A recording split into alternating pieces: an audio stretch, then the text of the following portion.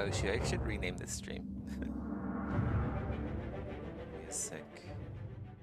I should be able to rename it. Oh, it's a bit loud. Oh, shoot.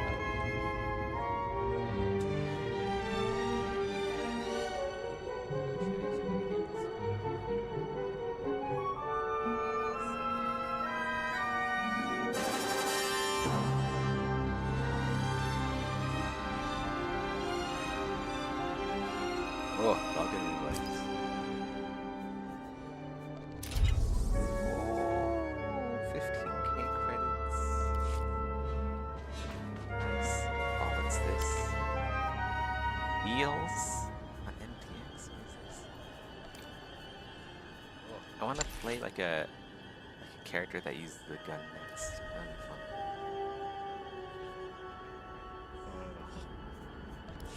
Oh my god, this soju is really strong. What the fuck? It's only 13%.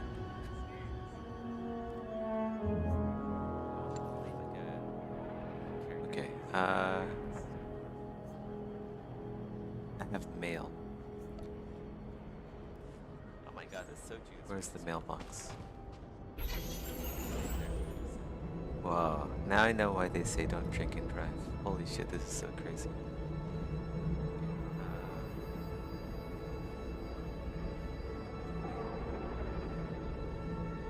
Whoa, man. Now I know what nothing gonna throw up. Fuck.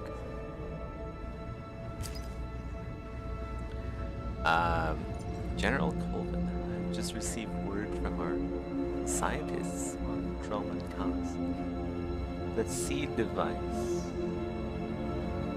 You got audio looping. Oh shit, sorry. There we go. It should be fixed now. I muted myself. Also, hey Rusty, how's it going? Seed device you extracted from Darth Revan's storehouse on Rashida.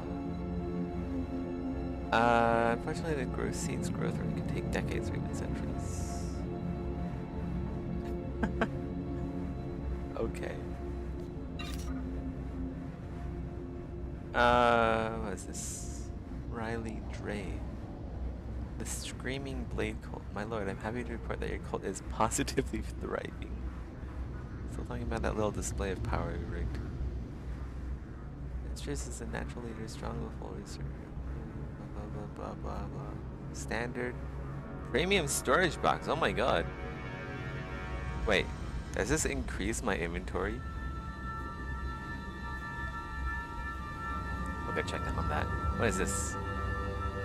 Riley Dre, dress is getting worse, my lord. His dedication to your cause has been fanatical and destructive. It's heartbreaking to watch.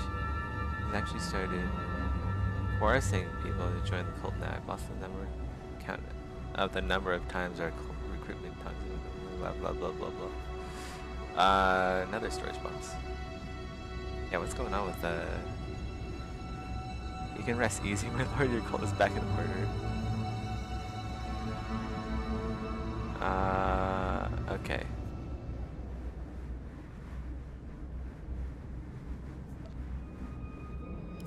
Wow, a lot's happened since I've... Wait, what's this? Oh, just like random gear. Misty.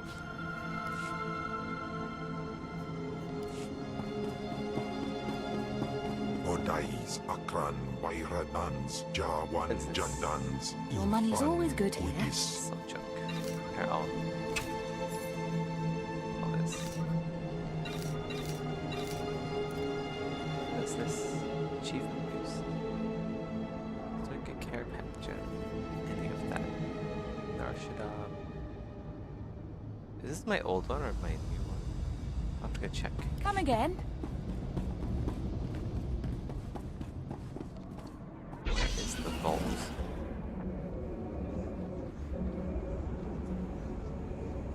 I don't know where the vault is.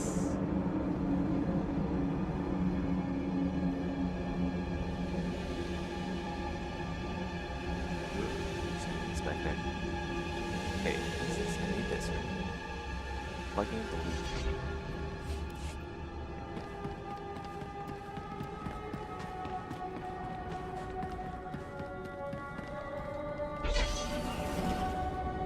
a lot of quests around here, actually. Yeah.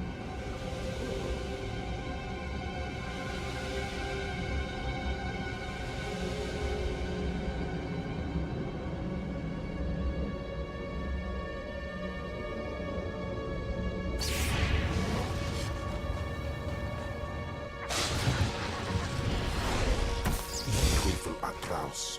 Suspicious transition.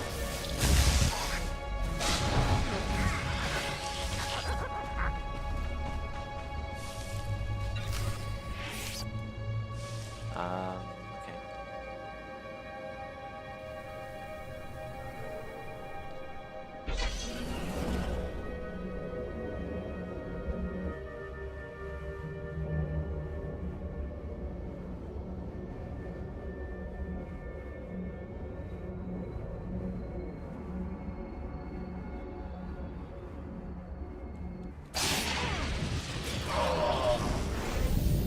Teufel Atraus.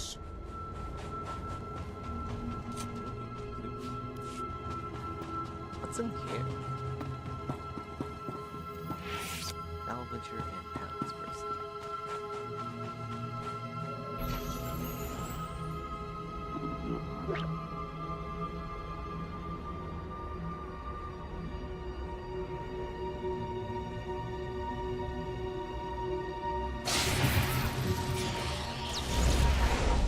Afgudan Heifst.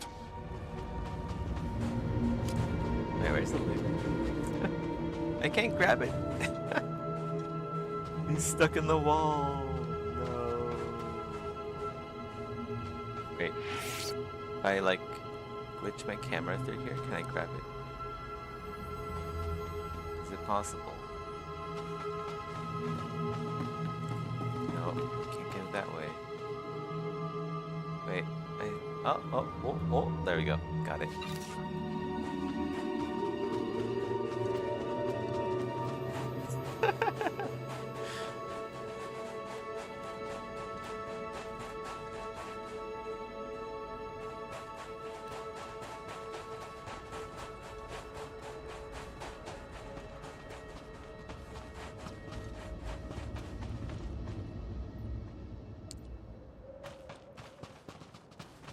What is going on over there? What the heck?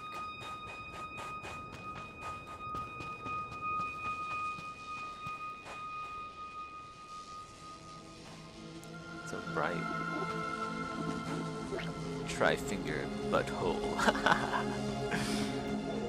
Oh my god.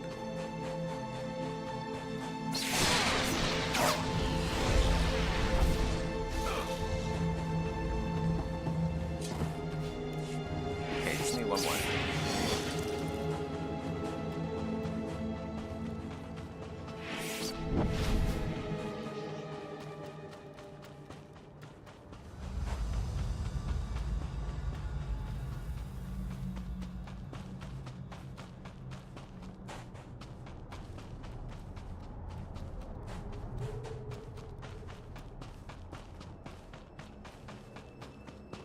Oh, is this the actual town?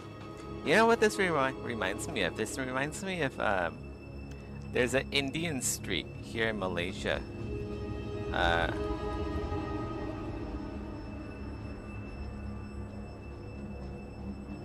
What's it called? Let's just see. Where is it? It's Little India Brickfields, yeah. Okay. It reminds me of, yeah, here we go. Let's go open an image of this. It's like this. It looks like this. I pass by here sometimes. So you have like these like round lamps that are like over here. This definitely looks like an Indian bazaar kind of vibes. Pretty cool.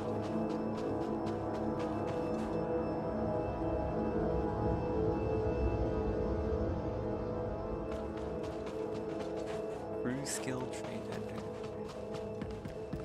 Cyber tech. Oh, this is where all the traders are. Okay. What is this? Transient. Aru Jamunja. Randomly kill people in the street. Don't mind me. Just need their loot.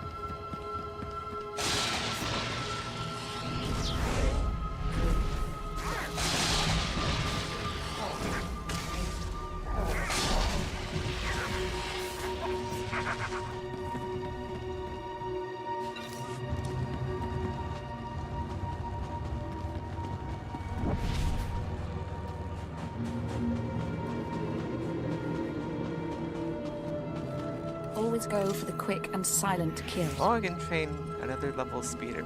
Wait, how This fast do I concludes go our business. right now? Let's see. Okay, that's not too bad. Let's go see what I have it's some like information you may be interested in. now. How much money do I have? I have enough. This concludes our business. Feels exactly the same. Maybe a little bit faster. It's like 5% faster.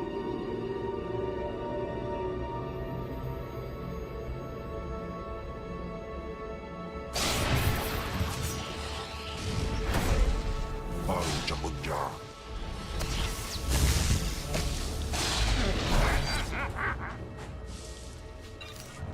Do I need to kill these guys?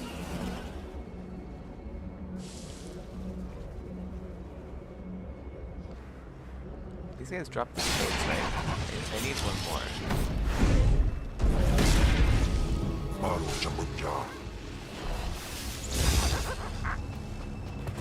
Ja'an hulay nais. I feel like these guys aren't dropping what I need. I'll go talk to this guy. Rest of it.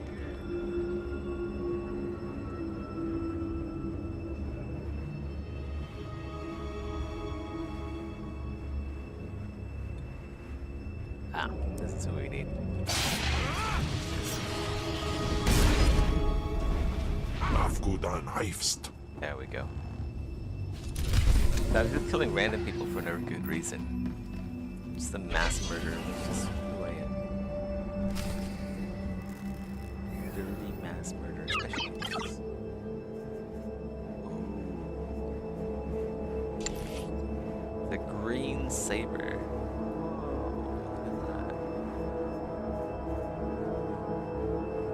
It's a vibrator. Military vibrator. Oh, is there any like new armor appearances that I can buy?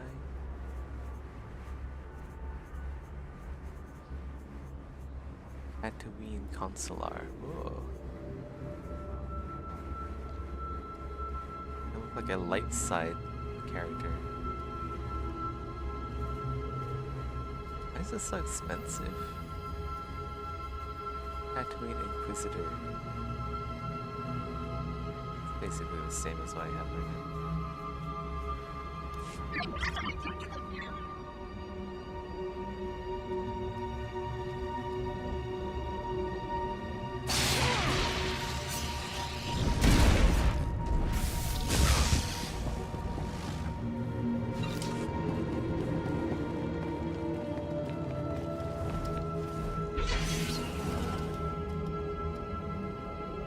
Where is this guy? Is he in here? What the fuck? No, go away, Windows.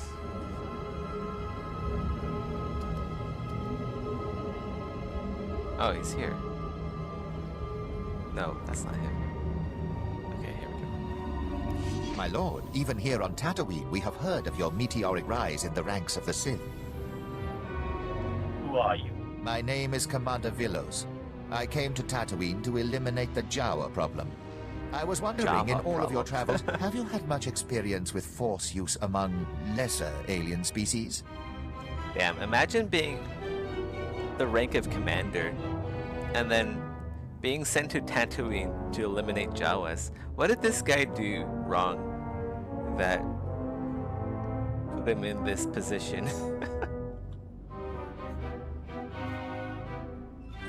Is there a point in all of this? The Jawas, you've seen them.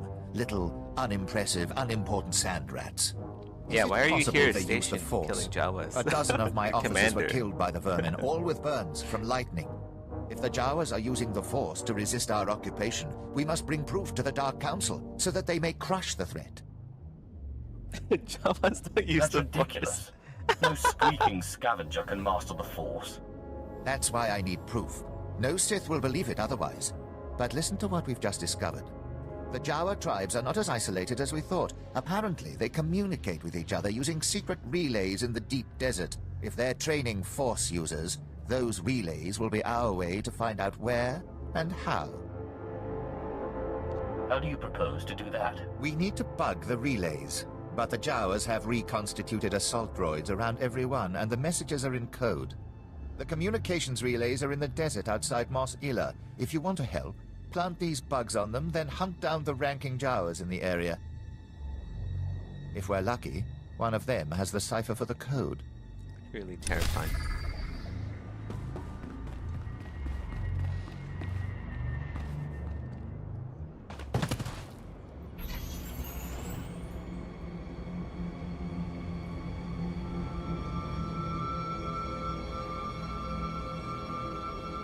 There's a quest here, what? Danger in the streets. Okay. Access encrypted. Communication codes. Use the communicator pads around the city. So there's like communicator pads around the city that I have to use. Take a look.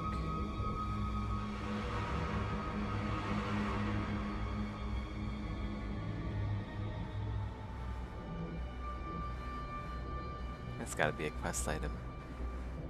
Look how intricate it is. It's just like back here. Oh, the path ahead. I can see through the map.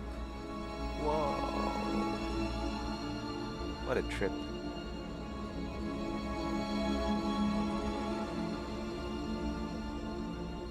Oh my god, I'm stuck.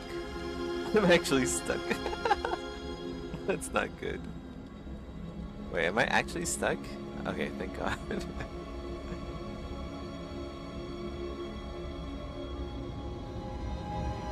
Communicator pads, huh? Do these pads have wings? Are they the wing-ended pad? You guys ever see the meme where, like, on like Instagram, they're like, hey husband, can you go buy me some pads and wings? Like pads with wings.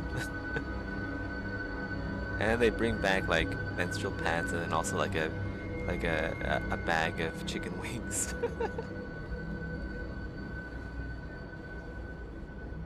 Some funny shit. Is this it? This looks like a pad, right? What the heck even is this? Missouri. To be fair, it's not a kind place for small living creatures.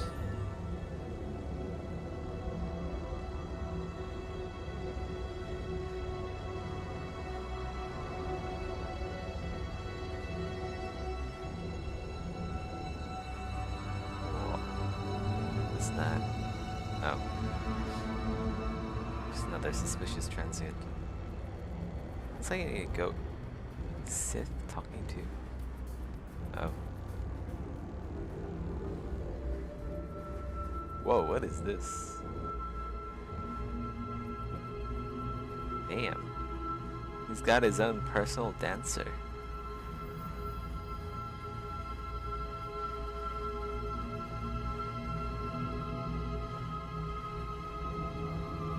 Still no pads. I don't see any pads anywhere here. Someone back here.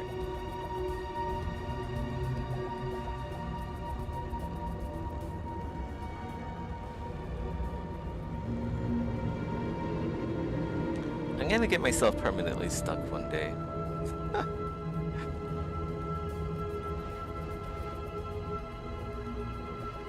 Are you supposed to open this door? There's like no keypad or anything.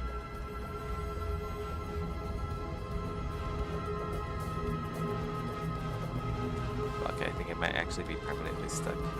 Maybe not. Maybe not. Okay. Just gotta jump over.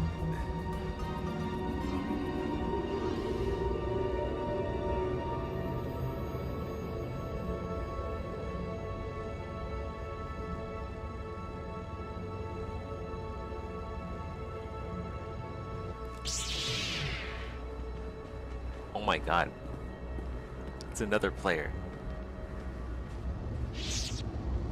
He's role-playing?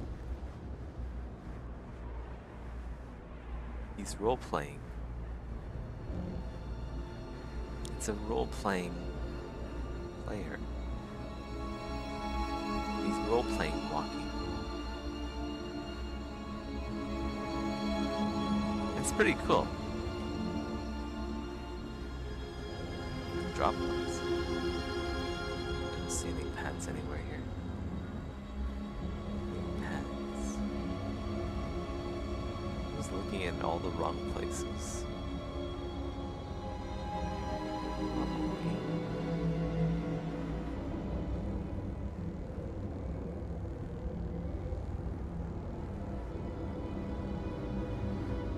Los Ila household. Don't mind me, I saw my mount.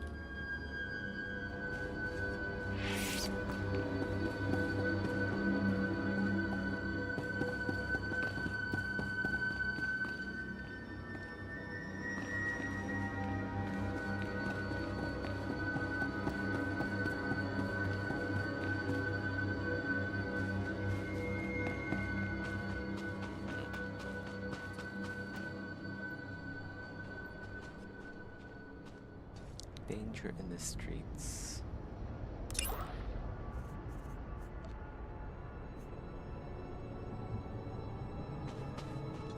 Do I have to kill enemies for their data pads? Is that what I have to do?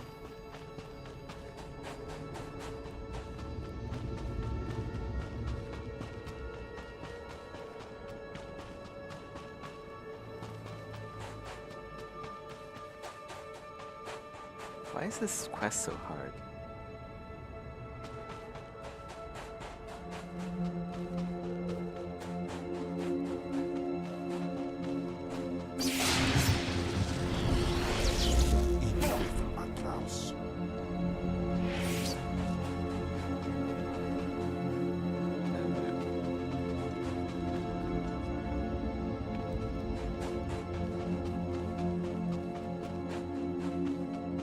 There's like nothing here for the quest, even though there's a marker here. Oh, danger in the streets is like everywhere. What the hell? Okay. I've just been like looking in one area, so that's probably the issue.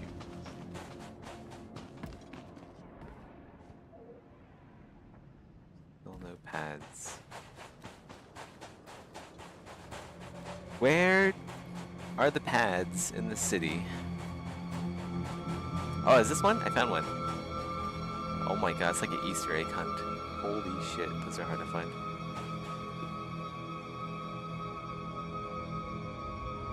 I know what they look like now, though.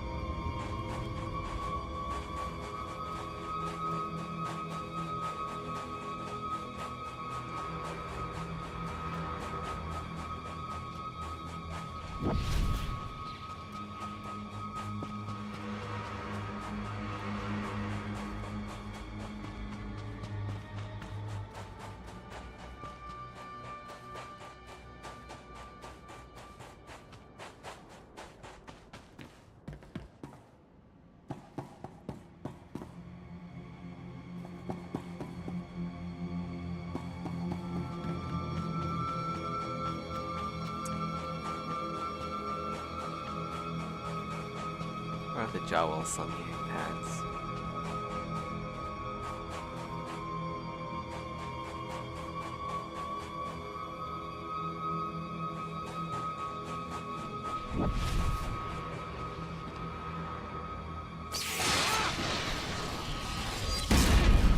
Tu Quatarjan.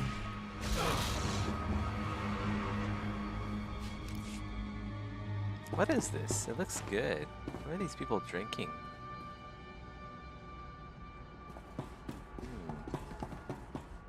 Some watermelon juice.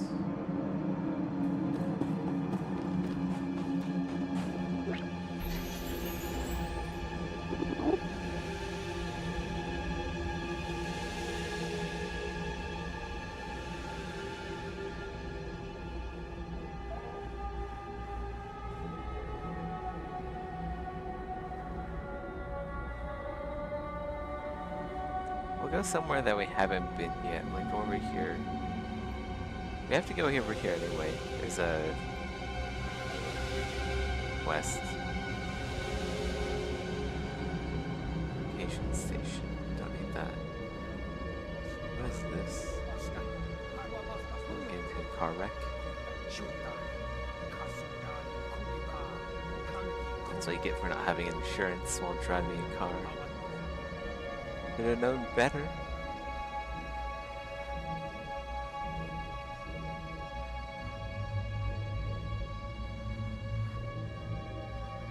No pads in here.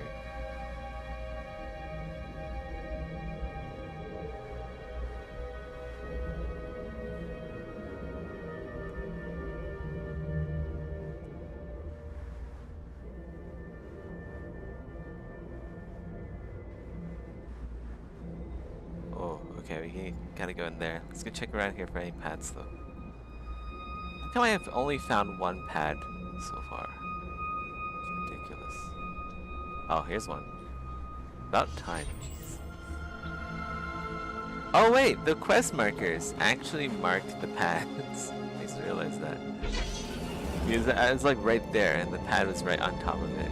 Wow. Okay, we'll just go directly to the quest markers. There's gonna be a pad.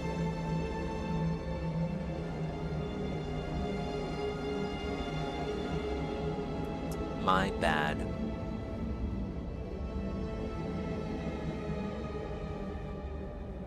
Should have just gone for the quest marker. I love this class. Yeah, it's pretty great. Okay, there should be a pad here. If the quest marker... Yeah, here we go. I was just like looking around, like for like the past 20 minutes.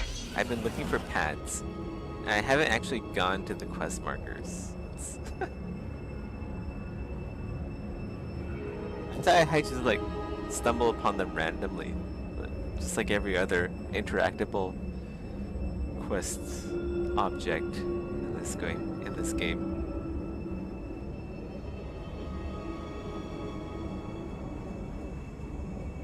Here it is. Got some heroic quests, I think.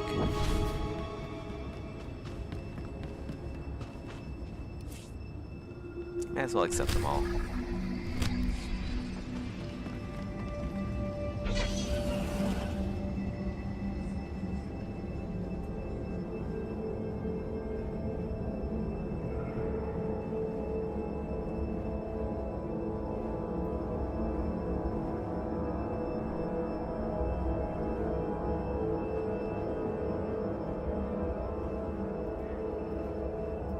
Going to the bar.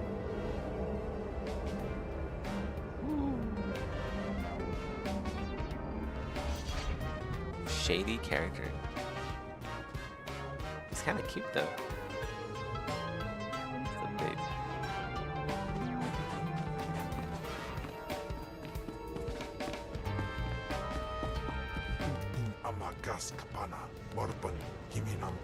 Social items vendor. He has nothing. Show all. All. He literally has nothing. Sell some junk. I have something to sell. I can sell my junk. Wow, what is this place? Yeah.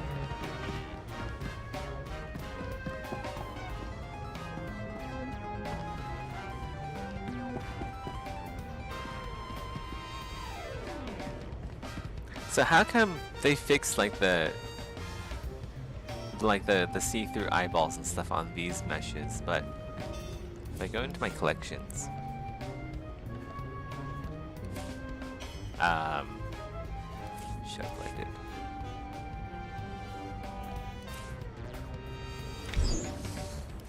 If I use this, right?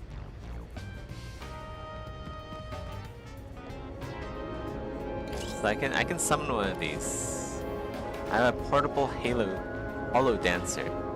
But the issue with this is like her eyeballs and her jaw, her teeth meshes are still visible, which is just like throwing me off.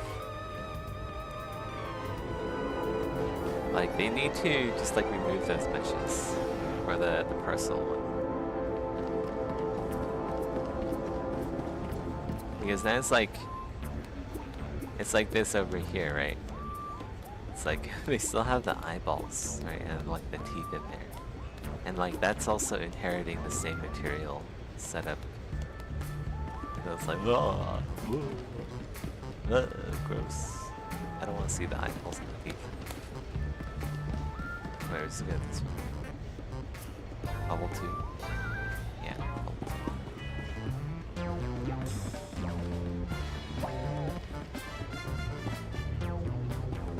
2. Reg. What's up, Reg?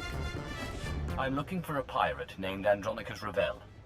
Ukleugo Chesko Pakuta, Kliska, Taka Yakoska. Aguabota. Chiliska Chanaga Ima Che, Choranchike. Sounds like, this guy sounds like someone who I can bully.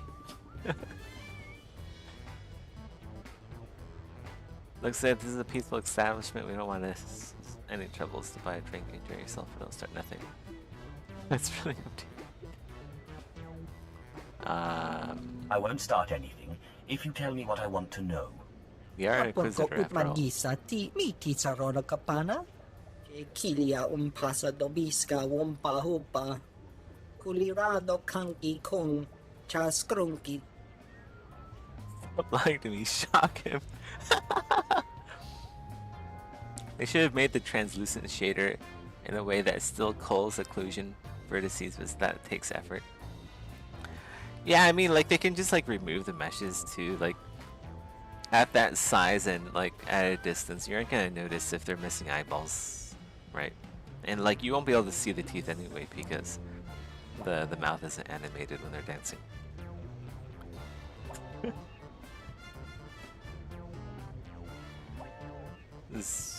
I kinda... Should I shock this guy? I'm gonna shock this guy. No, I shouldn't shock him. He's just running an establishment. Do you know anyone who does know Andronicus? Oh, wama wanka. I really wanted to shock him. Wana tablota wijawa. You wanna find him? Try talking to that no good, worthless dancer. She's kind of cute though. Maybe she has other talents besides just dancing. Come on, don't be shy. See Get anything up you there. like, give me a wink. I'm fine down here, thank Bring you. your creds back Oh, anytime. don't be like that. You're one of us now. It's a sport tradition. You're saying you've all cavorted around on stage like a bunch of loons? If we say yes, will you do it? No, but it'll make for an interesting report to the commander. What are these talking animations? They're so exaggerated. I guess it makes sense. Like, if you're like zoomed out, like just playing the game normally, it makes sense from like this perspective to have like more exaggerated talking animations. But like if you're zoomed all the way in, they're like, holy cow, they're trying to kill each other with karate moves. There we go. Now we're talking. We have our personal dancer now. Personal toilet dancer.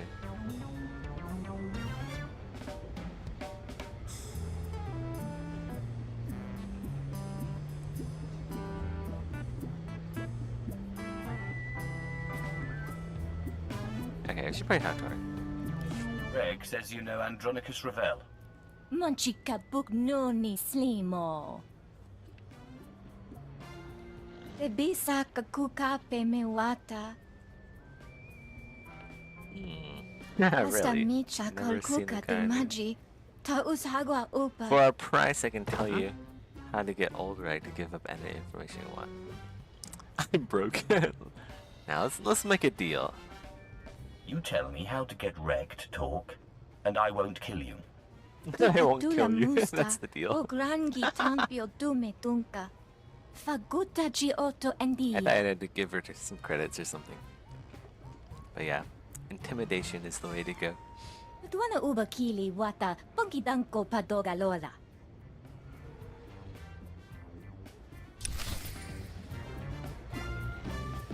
Alright. We got the info. Return to Reg. Is that Jawa dancing? Oh my god. These guys animated a Jawa dancing. That's so sick. Oh my god. Is there like slash commands in this game? Oh my god, there is! It's like WoW. Oh wait, it's the same dance he's doing. Right? No, it's different. The Jawa dance, he's got better moves than me. What even is this dance? This is the I'm getting electrocuted dance. Like the Jawa's actually dancing. The Sith Inquisitors don't know how to dance. Let's go before we embarrass ourselves anymore. This bottle has your name on it. If you tell me where to find a certain pirate. Wajineko, higadanoila, oka kiza spida per popa. Kaptulia da poto 21 kislim mo payug tachanga.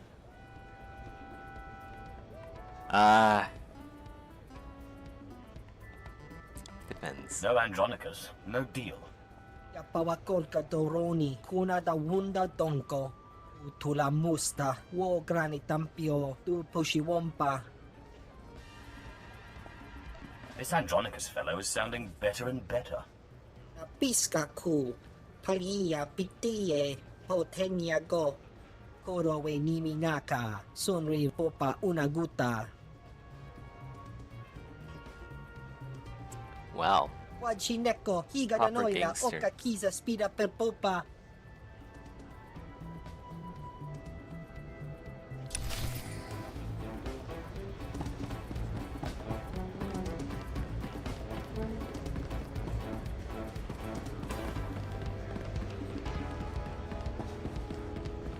This is actually pretty big. This is a very cool kit unit. Andronicus Revel. I believe you have the artifact I'm looking for. Webb, folks aren't supposed to know I'm here. I'm sorry, Andronicus. It was that damn bartender.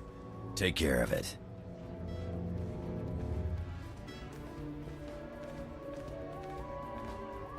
Now, Sith, your artifact. I don't have it, and I'm glad. Thing drove my crew insane. They mutinied. I floated 10 days in a disabled escape pod and spent 30 more in Imperial lockup on account of that hunk of rock. Should have brought your Steam Deck.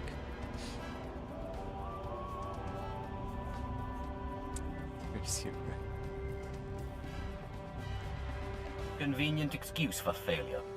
Kipun pate sa East Binsunjay Provetos sa Quimadain Pasab Manasip. I know what I saw, Sith, but I won't stop you from going after that rock if you want it. The guy who has your artifact is the guy I'm on Tatooine to kill. Silas Wilkes. My old first mate.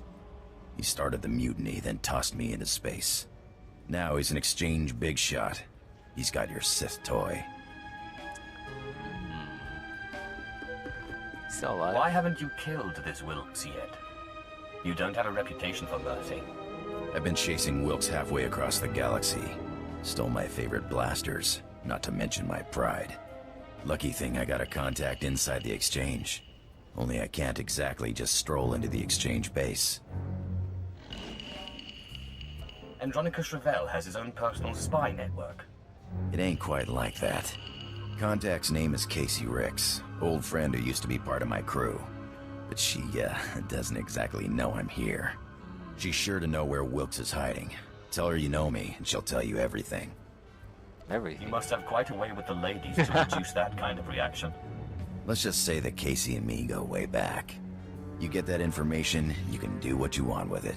But I'd appreciate it if you came back here first. Me and Wilkes are long overdue for a talk.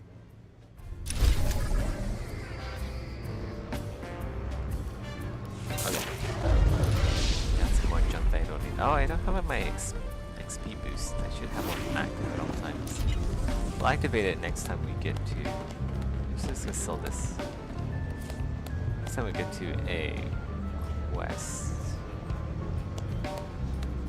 Wait, that's better than mine. There's two of them that are better than mine. These two are exactly the same. No wait, critical rating versus force power. I want force power. Force power plus alacrity. What is alacrity? Alacrity means like awareness, right? So I'm gonna guess the alacrity is better for a force user.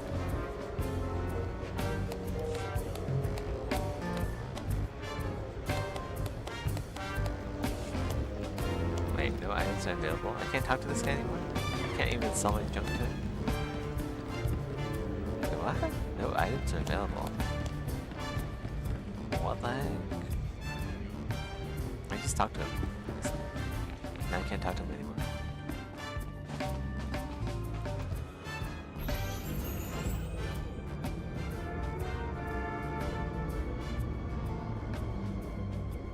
More danger in the streets. Access encrypted communicators. I have to look for like red targets for that, right?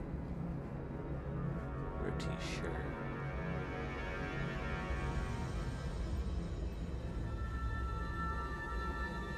We'll look for one on the way.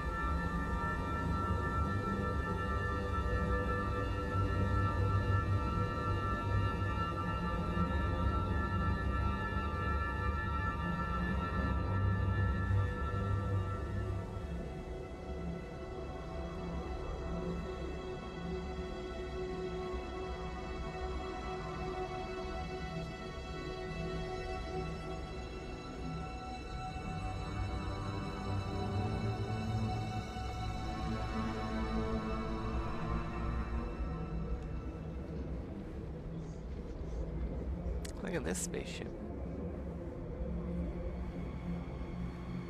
It's all engine. No ship, just engine.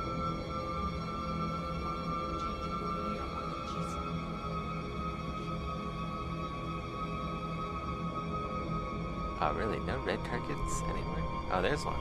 Wait. Warmers. Womp rats. What's up here? Stims vendor. Wrinkles. I bet I can generate with this with AI. But I can probably like these textures here, right? These textures would be well, like I can generate these with AI, but probably be better to like make them in ZBrush and then it's like make a tiling Weeble texture in ZBrush. So just like the normal stuff would look better instead of just being completely random.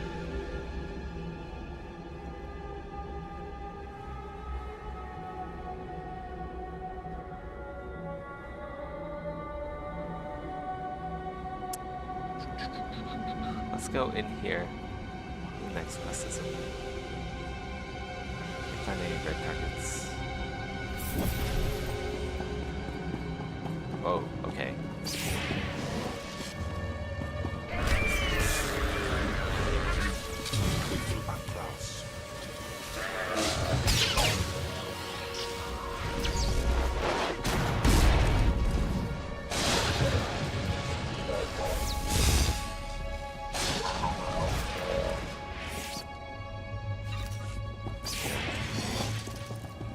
Is there anything else we need to do?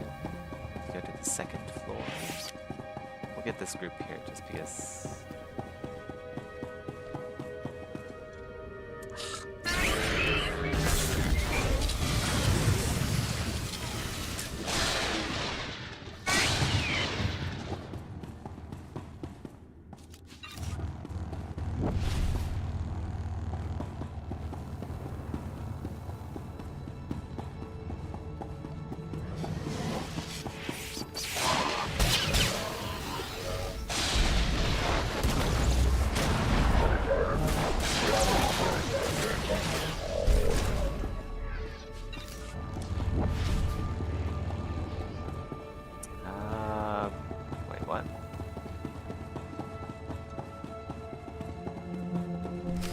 somewhere. Signal and defeat exchange forces. Wow. Oh. Is there an item I need to use? What was this? Don't need that.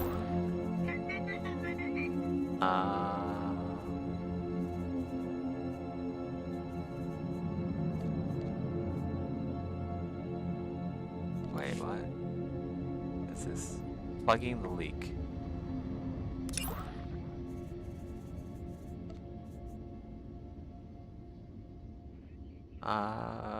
Activate the signaling device and defeat anyone who comes. I'm gonna look for something like really tiny. Like some tiny ass item.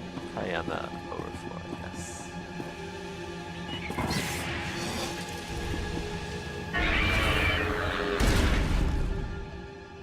Whoa.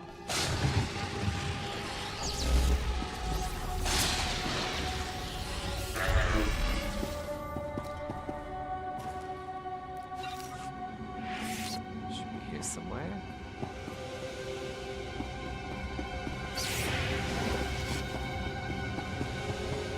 Maybe not. Maybe it's on the top floor. Wait. Oh, never mind.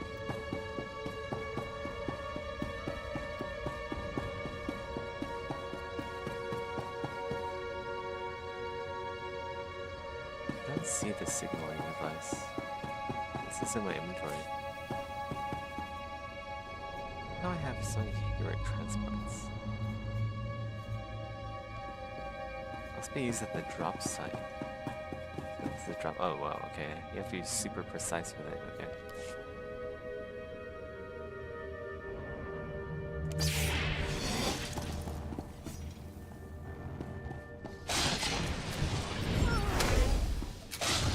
Afragiban.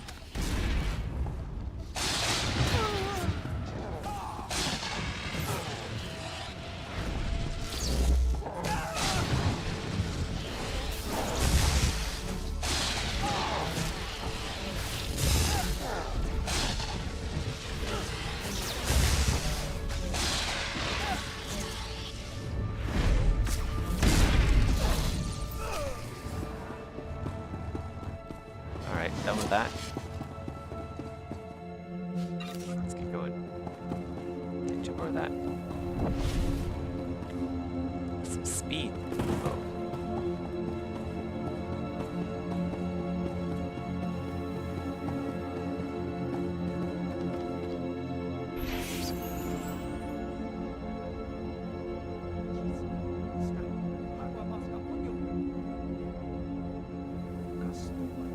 Let's get rid of this. Don't need that anymore. Taking up valuable inventory space. Where did all the red targets go? I need one more. One more red target. That'll drop me a encrypted telecommunication device. Whoa, medical ward.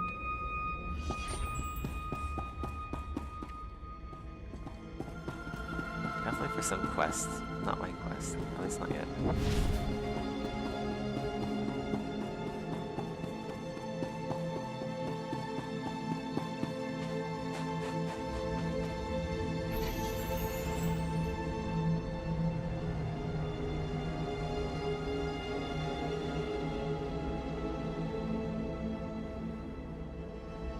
Ah, no, that's a Womp Rat. Womp Rat.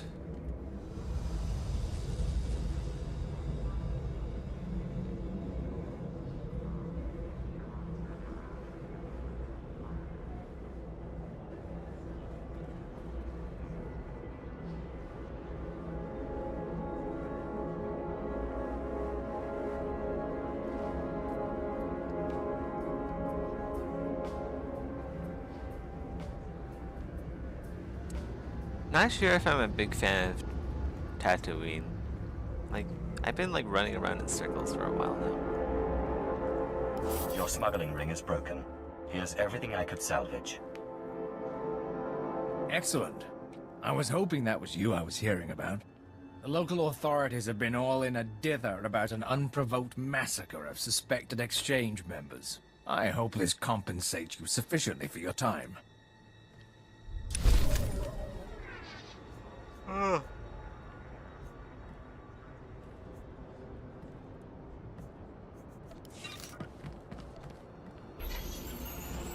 No, it doesn't really compensate me for my time, but whatever. Oh, it's another player. Oh my god. Level 43. Man.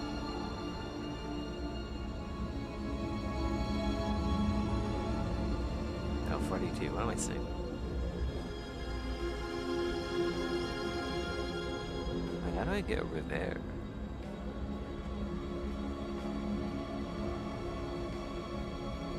How have I still not found a red target?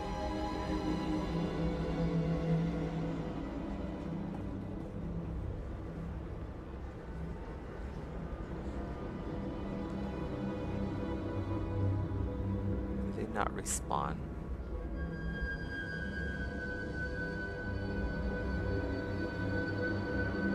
Ah, no. Fucking wall rat again, man. Keep thinking that's like something I get to kill, but it's not. It's something I need to kill.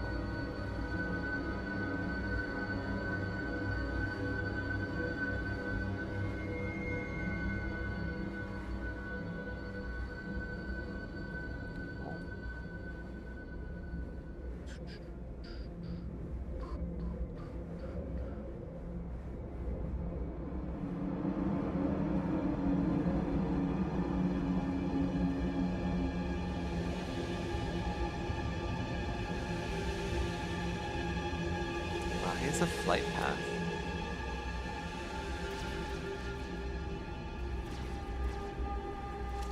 Criminals and vagabonds. Everywhere on Tatooine, the Empire's great works are besieged by criminals and vagabonds. Major Veer, sir, you have a guest. My lord, such an unexpected pleasure. Guided to this backwards province to bring order and discipline, no doubt? Fill me in on the situation. As I was just explaining to the lazy sots in my command, the Exchange Crime Syndicate is flagrantly defying the Empire's directives. They're banned by Imperial law, yet they've given refuge here to dozens of murderers, spice dealers. They've even started processing spice outside Mos Illa. And yet my men refuse to act. But sir, we lost 15 men in our last attempt. Quiet! I am well versed in this company's many failures. Clearly, I must turn elsewhere to see Imperial law restored. There's nothing I like more than a good purge. I'm pleased that you're so enthusiastic, my lord. The job is simple. The spice processing operation outside Mos Illa must be completely obliterated, and its guards killed as a lesson. With their men dead and machinery destroyed, the message will be clear. I look forward to seeing you when it is done.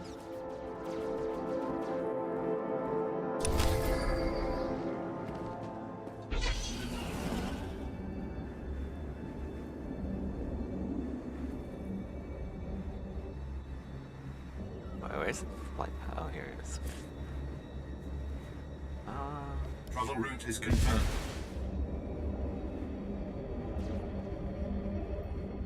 Head back. Still got danger in the streets.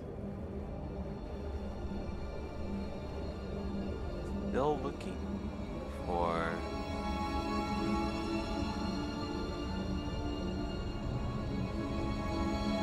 Nice one. Maybe if I just go to the quest marker.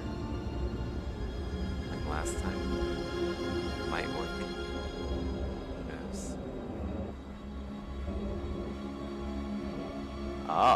Oh, there we go. Just that easy.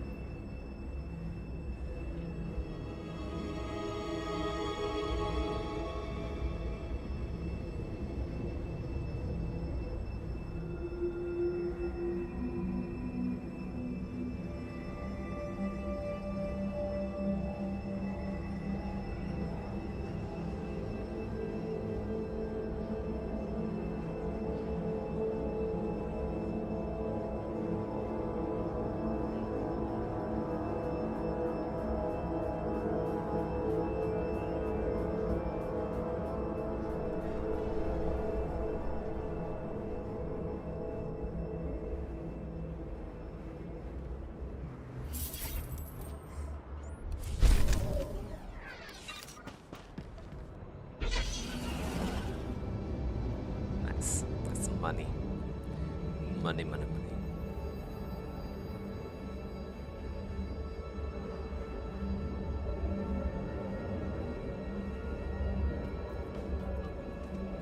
Can I actually go up here?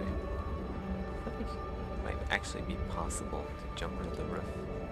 Oh, it is. It's fun. Can I get to the other one though? Oh, almost. Oh my god. I almost did it.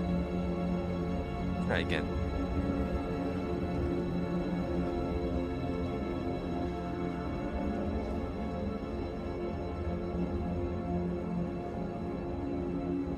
Go a little bit closer.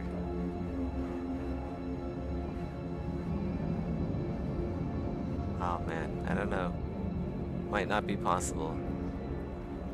Try one more time, see if it works.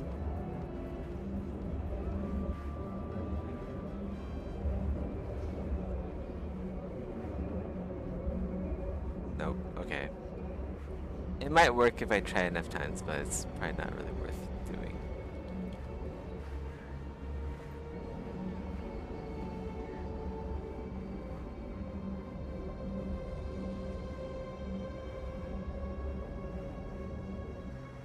It's been an hour. Okay. We'll end playing here. I'm gonna go take a short break, and I'll be back with some sculpting. So be right back. I'm gonna make some coffee as well.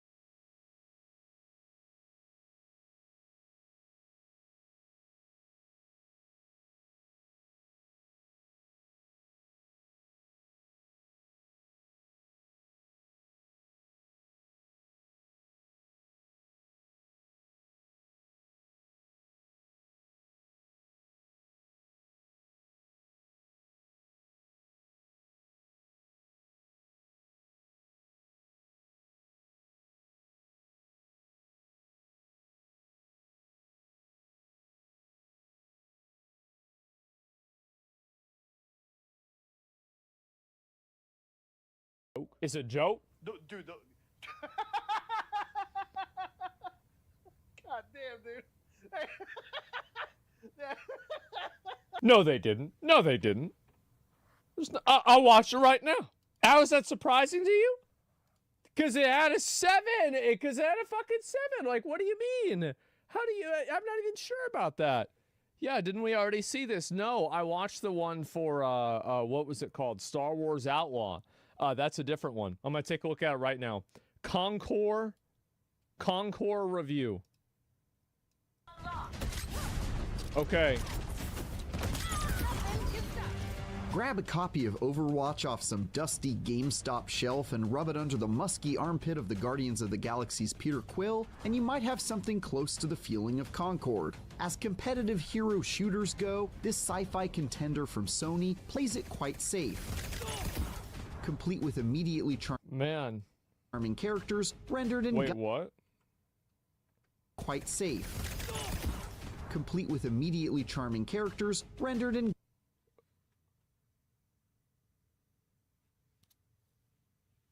I mean, like, did you,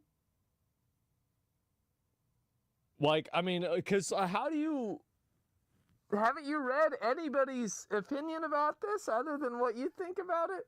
And it's okay, you can give your review about it. But, like, you know, people are going to look at this. Are you kidding me? If it's so charming, like, you want to see what charming is? Well, I saw this post earlier today. Take a look at this. It says, playing Overwatch 2 with Mercy. My little brother, 15, walks in the game and stares at my screen and says, wait, she's from a game?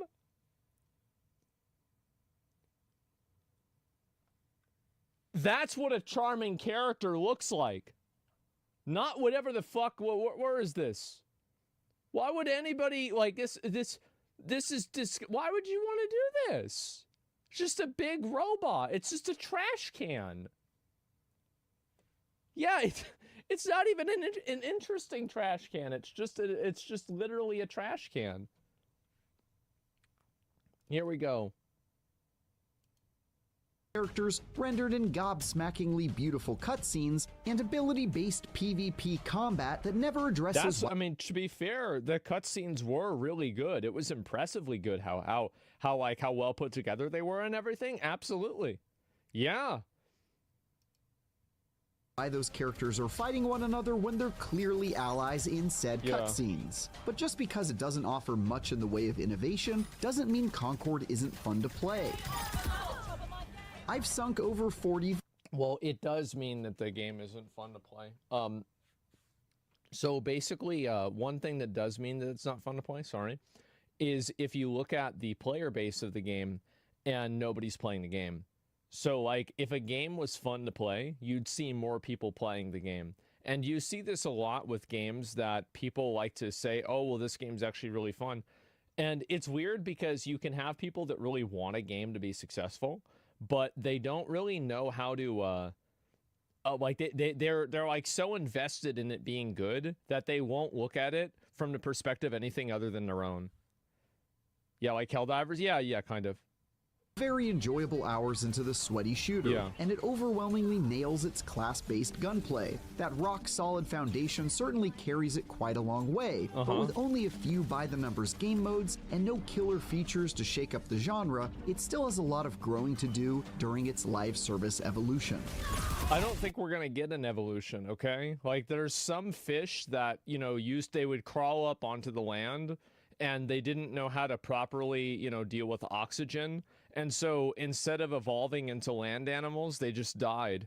And I think Concord is going to be one of those fish. It's going to get up. It's going to try to get and evolve out into, you know, making it on the land. And the legs aren't going to evolve. The gills aren't going to work. It's not going to understand what the fuck oxygen is. It's a bird with a weak beak. Naturally selected out. It is. Yeah.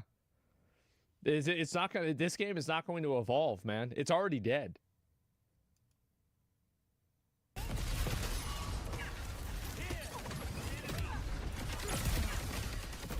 Yeah, it's already done. Your squad will form a 5-person team of super-powered characters. each with their own unique strengths, weaknesses, and special abilities. Why would anybody want to be this? This is disgusting. This is weird. Like, this looks like a villain in Metroid Prime. Like, why would you think a hero shooter that, like, you got to compete with Overwatch? It's got to look like this? Is disgusting. What are you thinking?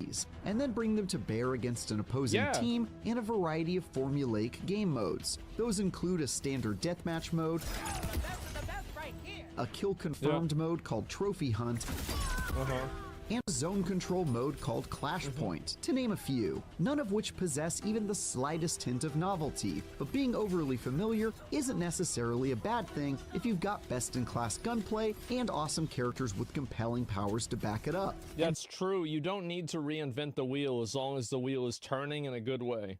That's right. Very accurate. Boy, Concord has got both of those down pat.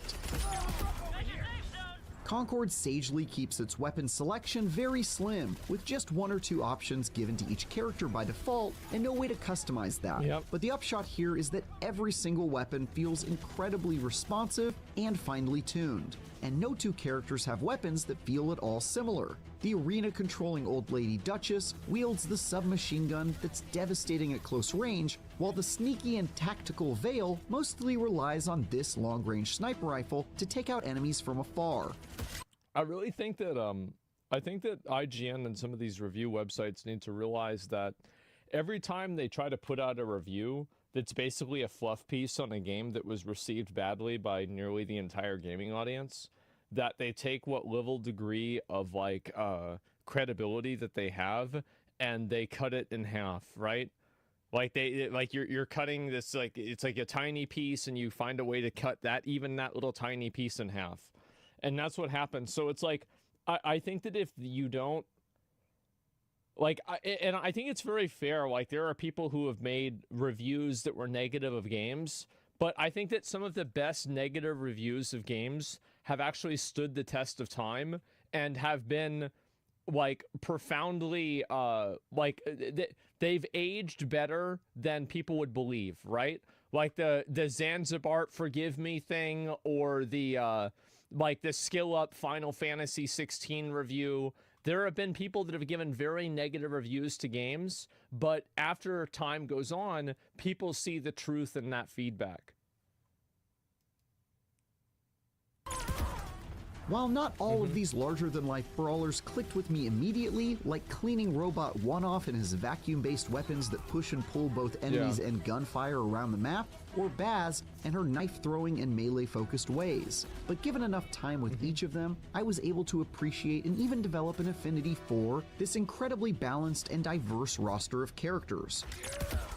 All 16 options feel really good to use once you've figured out their tricks, and combining them with the 4 other characters on your team to serve a specific purpose, whether it be charitable support character, DPS king, or damage absorbing tank, is a lot of fun to play around with. Wow.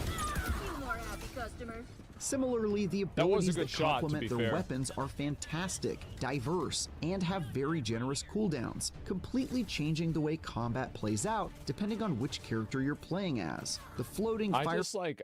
I see this and it's just, there's no way that this shit could be true if the game only has, a few hundred players. On Steam, there's just no way that it's this good. You know that it's not this. Anybody can see this. Diverse is a trigger word nowadays. Well, I think that he was not talking about the way the characters look. I think he was just saying some characters play with a machine gun, other ones use a sniper rifle. I don't think he's talking about there's a non-binary character.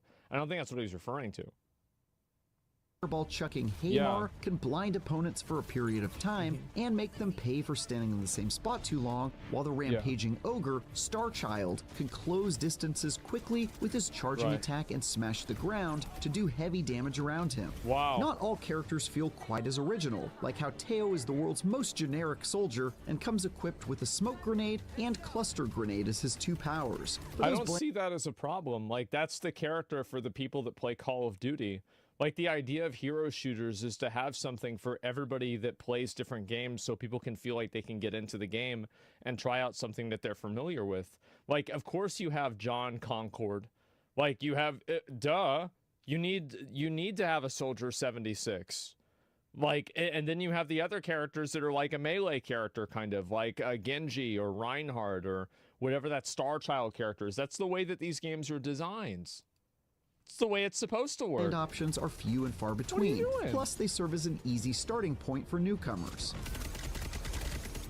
Learning each character, using their abilities to counter the team comp of your opponents, and juggling the madness on the battlefield with top-notch gunplay was just as fun in my first match as it was in my 30th. And I certainly can't say I've felt that way about most hero shooters I've spent time with. Man. You'll have to get comfortable with the roster too, because one of the few novel twists Concord brings to the genre is the way its competitive playlist... Let me just show this. One of the few like, if you look at this fire, for example, like a lot of the things in this game, especially some of the character design, it just looks pretty cheap, man. Like, it's weird that they spent so much money on cinematics and making the characters look semi-photorealistic, especially with like that Asian chick, but like they can't even nail down things like the fire like this too well. Yeah, so does Valorant? No, Valorant doesn't. Like, Valorant doesn't have a cheap look to it because it's stylized in a way that makes the lack of, like, detail look like it's intentional, and it has an art style that basically is congruent. With this, it doesn't have that. That's the difference. Twists Concord brings to the genre is the way its competitive playlist, called Rivalry, works. Unlike the casual playlists, where you can choose whichever character you please, so long as someone else on your team hasn't already selected it, in Rivalry, you cleverly aren't allowed to select the same character again if you win a round while using them. Yes, indeed. Since matches go to the best of 7 rounds, that means winning one will push you to get outside of your comfort zone and use a minimum of 4 different characters. See, like, I don't even know why you would do that. I mean, like, Overwatch, I think Overwatch has that with, like, some things, but in general, like, if people want to one-trick a character, let them one-trick a character. Like, for me, I like playing, like, maybe 2 or 3 different Overwatch characters, but if I had to play all of them, or, like, 5, 7 different characters, that would just be annoying to me. Like, because I understand the way the other characters are played, I just don't really like them that much. So it feels to me like, and I don't know about you guys that have played, like, you know, hero games like this before, where it's like, oh, now I have to play the character that I know I'm not as good at. Not only is this a neat way to force people to master more than just 1 or 2 options, it also encourages communication with your team between rounds to ensure you've got proper coverage to play out whatever strategy you're trying to pull off as your options get slimmer. That choice is supported by another interesting wrinkle in Concord's character variants, slightly different versions of existing characters that come with a unique perk and an altered appearance, which can be unlocked by completing specific objectives during matches. For example, the gunslinger Lennox can normally reload his weapon by dodging, while the variant you can unlock for him loses that ability, but gets more ammo for all of his weapons instead. Though each variant offers mostly minor changes. To be fair to Concord, I think that's a cool idea. I mean, other games have variations of this too, but like having this that's kind of cool.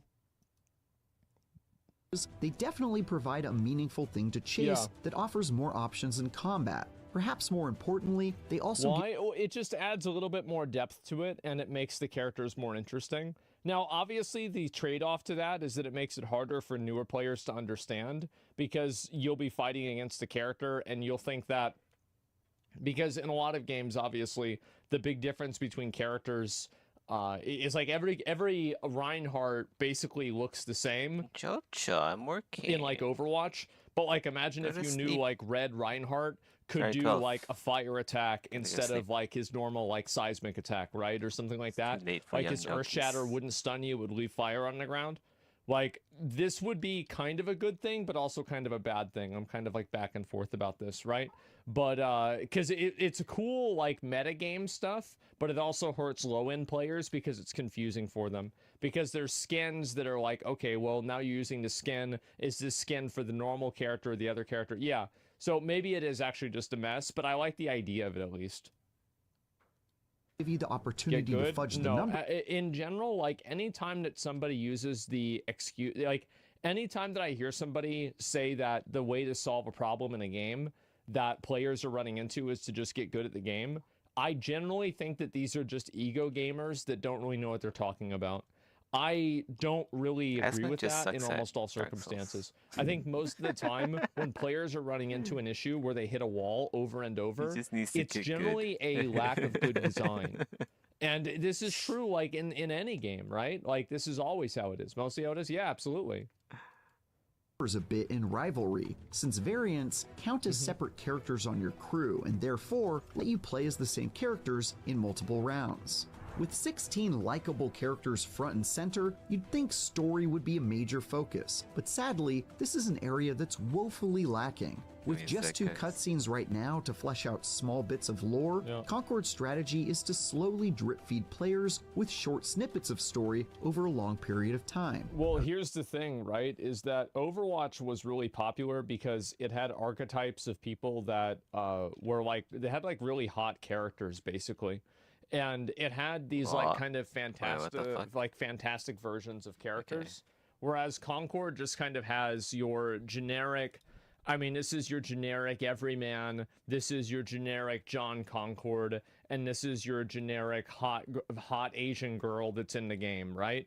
Like that's basically about it. Like if you go and you look at Overwatch, for example, come there's no generic all the hot characters are Asian super man? Stylized, they're really hot, you know, like it's just, you know, that's the way that I see it. I can play that role. I think that's a big Generic reason why hot the Asian game man. fell off, is because hero shooters, I think, do, especially in terms of like making people interested in the characters have to look appealing, and I just don't think these characters look appealing at all. Let's establish roots, class. Subsidized by the Galactic Guide, a map filled with nodes where you can read about the locations and characters. I've spent a fair bit of time scrolling through this sizable library of short descriptions, and though much of it is well written, it's a pretty poor substitute for in-game storytelling that I worry won't come often enough to keep me invested. Well, like Overwatch had a great form of storytelling, and it had the same form of storytelling that like some things in like Dark Souls have. Where like Overwatch had like these, like you would have like pre-game lobby and like post-game lobby in some circumstances, and in between rounds you would have like these spontaneous lore drops where like one character would say something to another character if they were both in the same lobby, and it would be like, oh okay, now I have like this extra piece of the lore that makes the world more interesting, right? And it's the same as like, you know, if you encounter, you know, a boss in WoW with like a certain weapon on, right? Like there'll sometimes be like a certain, like Atiesh, if you had the staff, people would be like, oh my God, well, where'd you get the staff? And like they had Hanzo and Genji still, it's super hard. It does, right? And so like you had this spontaneous storytelling that was drip fed to you in like a way that made it like dynamic and interesting, and you never knew what was going to happen or when it was going to happen, because it wasn't like a guaranteed chance that we're going to see the same thing every time. Even Marvel Rivals did that, yeah, because it's smart, of course.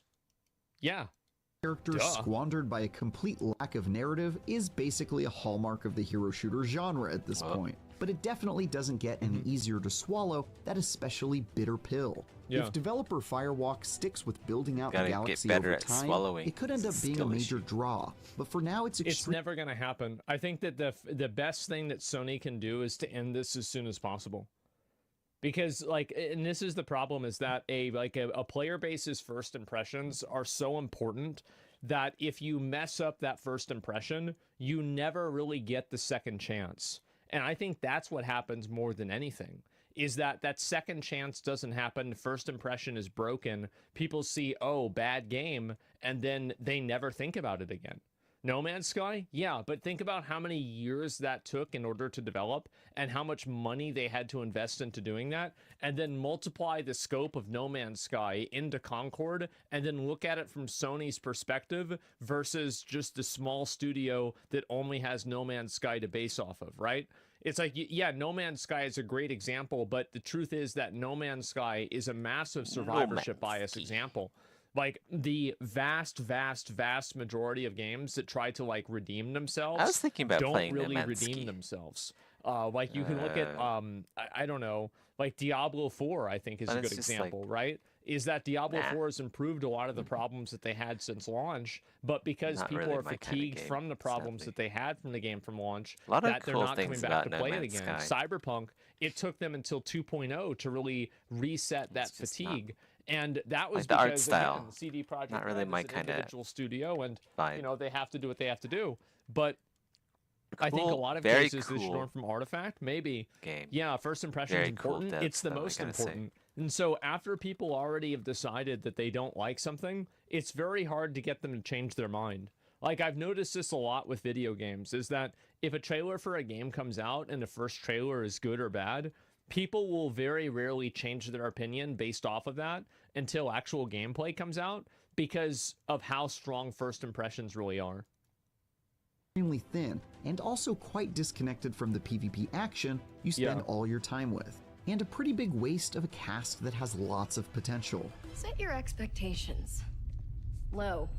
Concord's game modes are much less inspired than its characters as well. Of the 6 currently available, none of them possess more than a modicum of originality. For example, Signal Hunt is a King of the Hill mode where you fight to control one spot on the map until it moves elsewhere, and Area Control is, well, a zone control mode where you fight over control of 3 static zones.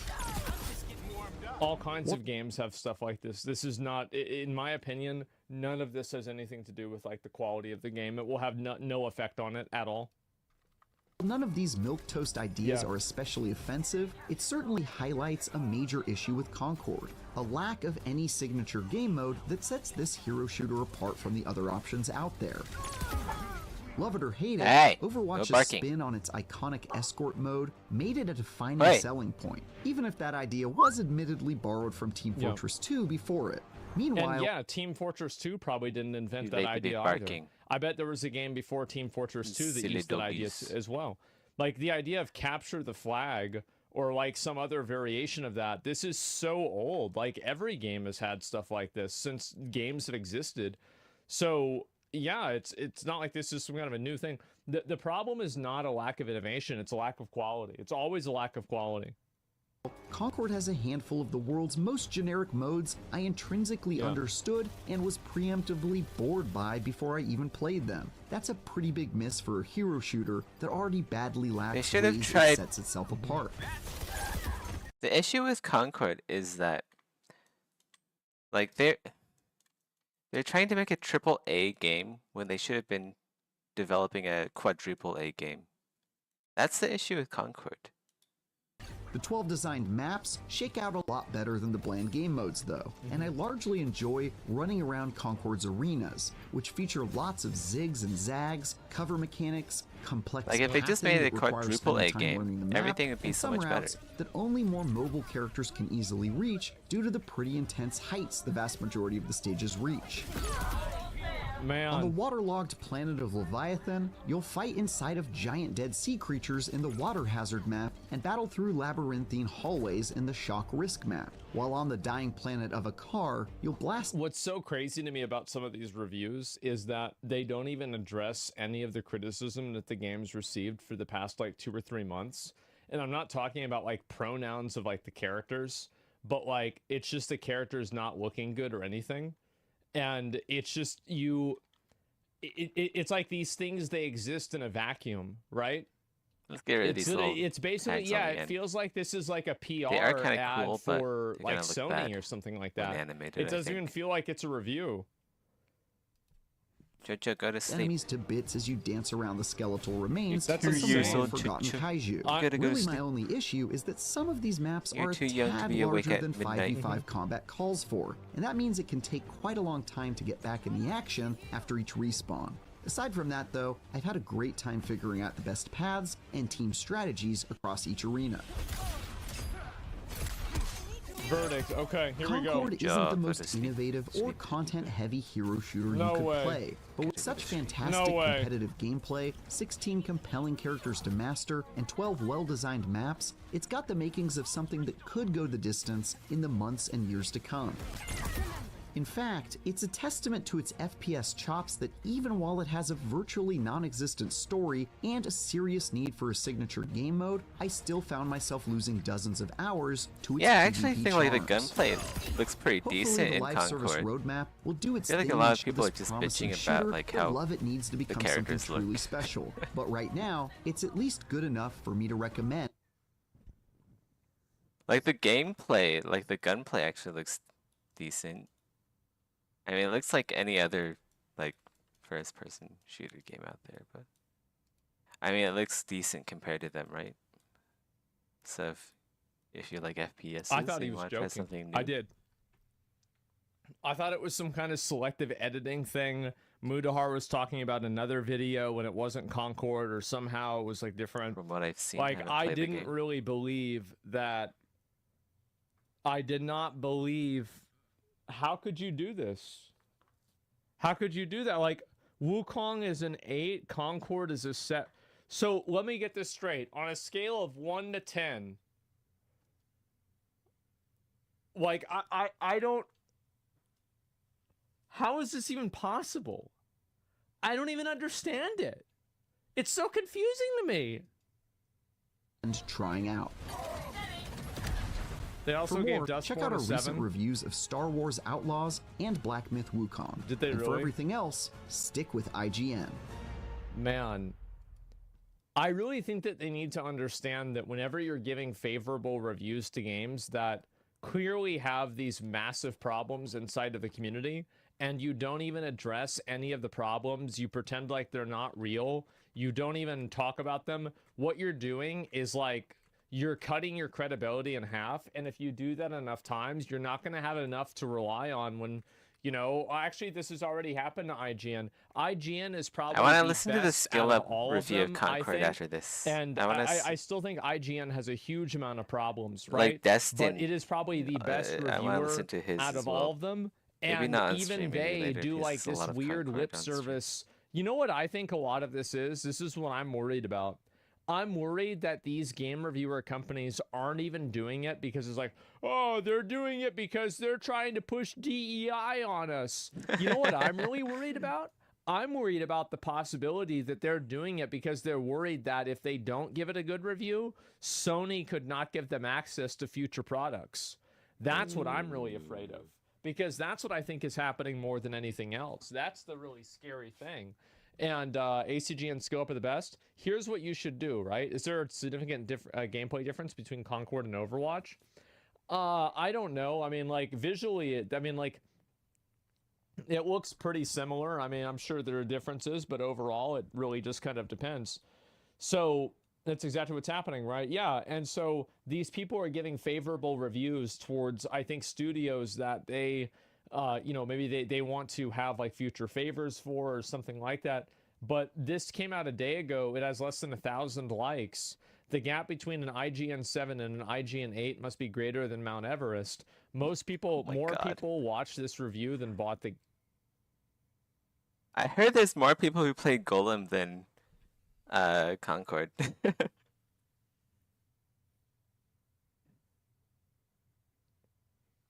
be fair, I thought Golem was pretty funny. At least it was funny. Yeah, that's probably like watching. unironically true. Yeah, I don't even know what to say.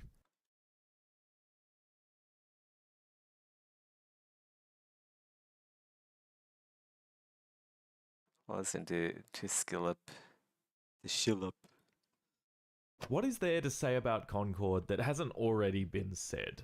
I really mean that, by the way. We did an impressions video on the beta about a month ago, and perhaps unsurprisingly, not a lot has changed since then. That open beta was essentially the most free Concord will ever be, and even then it peaked at under 2,500 players. It's clear there wasn't much hype surrounding this one, and with a $40 box price, I think we all suspected that the official launch wouldn't fare much better. So the game released officially last week, and it actually performed astronomically worse than I imagined. The latest addition to Sony's live service portfolio, with their funding and over 8 years of development, launched to a measly peak of less than 700 concurrent players. To put into perspective just how bleak that is under half of Redfall's peak player count, lower than Babylon's Fall, which is now literally dead, and even lower than the complete and utter disaster that is the Golem video game. Now, obviously, that isn't totally indicative of the population, given it's also released on...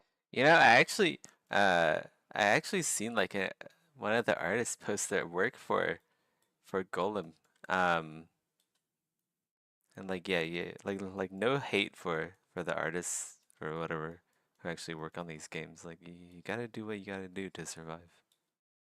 on PS5, but it is still a decent cool yardstick spider. for where the full Very launch cool has landed, spider. marking it as perhaps I the actually thought the worst spider performing looked live pretty damn service cool. launch in video game history.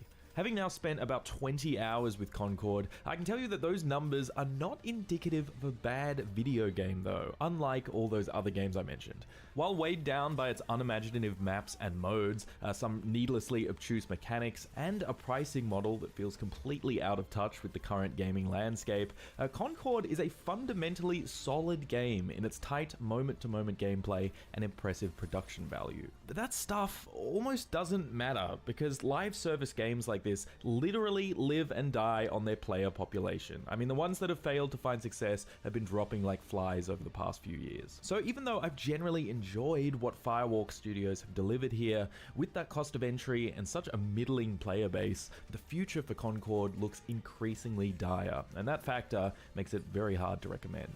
I'll break this review into two parts, the good and the bad. Let's start with what I liked about Concord, because I do think that Concord, at its core, is a fun video game. To begin this block, we should obviously talk about Concord's presentation, because it is genuinely top class. I'll talk about the character and map designs later, but at least on a technical level, Concord is undoubtedly impressive. That's apparent from the jump. The game opened to the same cutscenes we saw in the beta, boasting remarkably detailed character models and stellar animation work that Sony's big hitters are known for. Very few games contain cutscenes with facial capture this good, and the subtle movements of every eye dart, furrowed brow, and lip pucker go a long way in making these characters feel believable. There is no one I would rather traipse across this crazy galaxy with than you. You are the finest starship in the skies. It's not just the pre-rendered cutscenes that look good, because even the in-game character models flaunt that same level of detail to an almost staggering degree. Environments look equally crisp, and I haven't had any problems with performance either, though I am admittedly playing on a rig equipped with a 4080, so your results may vary.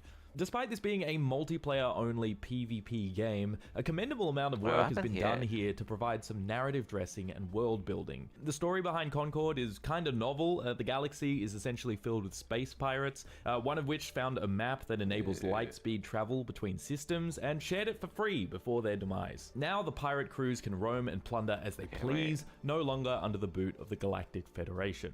You can look through that entire star map for yourself in this dedicated menu. It's cool that that's in the game, but it's just filled with massive text blocks that don't contain anything particularly engrossing, but the actual cutscenes that enlighten you on some of this lore sport character moments that I honestly found quite charming by virtue of the animation and voice acting. Unfortunately, it's impossible to know whether this story goes anywhere, given the thing with games, right? Basically artists carry the fuck out of games. Like everything else, yeah, I don't know. Cutscenes like this one. Artists work their That's asses right. So off to make sure Firewalk have games promised look to good. deliver cutscenes like this every week, something that even the biggest live service games are unable to do. I mean, it's likely they can keep this cadence up for now because they've worked on this for like 8 years, so they've likely got all the cutscenes stocked and ready to go. But this is surely unsustainable in the long term, both in terms of cost and player retention. Cutscenes like this are bloody expensive, and I know Sony has a lot of money, but do they have the bandwidth to make 52 of these every year? I doubt it. And as much as I this is dig a more this elegant space way to pirate fix this. setting, I mean, Treasure Planet is one of my Sick favorite is. films of all time. A time-gated story pieced into weekly 2-minute cutscenes isn't likely to keep me invested, but only time will tell. The best part about Concord, though, is unarguably the moment-to-moment gameplay. The gunplay, in particular, is fantastic. The developers of Concord previously worked on games like Battlefield and Destiny, and you can definitely feel that. The recoil and handling of each weapon feels appropriately... It's Merdeka Day. Merdeka Day? Basically, not Japanese. Malaysian Independence Day, which is pretty cool. Pretty cool. This weekend. Actually... No, it's midnight, so it's like exactly midnight. So it is happy Merdeka Day for Malaysians out there. distinct from the kick of a hand Down cannon to with the the, unrelenting barrage of a Gatling gun. Hit Imperial registration is solid, British every headshot and colonialists. kill provides satisfying feedback, and the hitboxes themselves are actually quite generous, allowing for a low skill floor. Coupled with slick modern movement tech like sliding, clambering, double jumping and dodging, there's an incredibly solid combat foundation here with a high enough skill ceiling such that every match feels like an opportunity to push your mastery. I remember booting up Apex Legends when it first released and thinking, damn, this just feels good to play. Safe to say I had the same reaction here with Concord. Character kits are also really great, each with neat gameplay loops that pull inspiration from all corners of the FPS genre. One character feels like you're playing Rainbow Six or something, you know, equipped with a traditional assault rifle, popping smoke nades that only you can see through when aiming down sights, allowing you to easily hold down choke points or cover a team push. Another feels like I'm playing a warlock in Destiny, soaring above the battlefield with an explosive crossbow, slinging firewalls to shut off entryways or finish off an enemy that's escaped around a corner. Some feel wholly unique though, like this walking Roomba who plants down fans that can blow away all incoming projectiles and can suck up enemy deployments to fuel his trash bombs.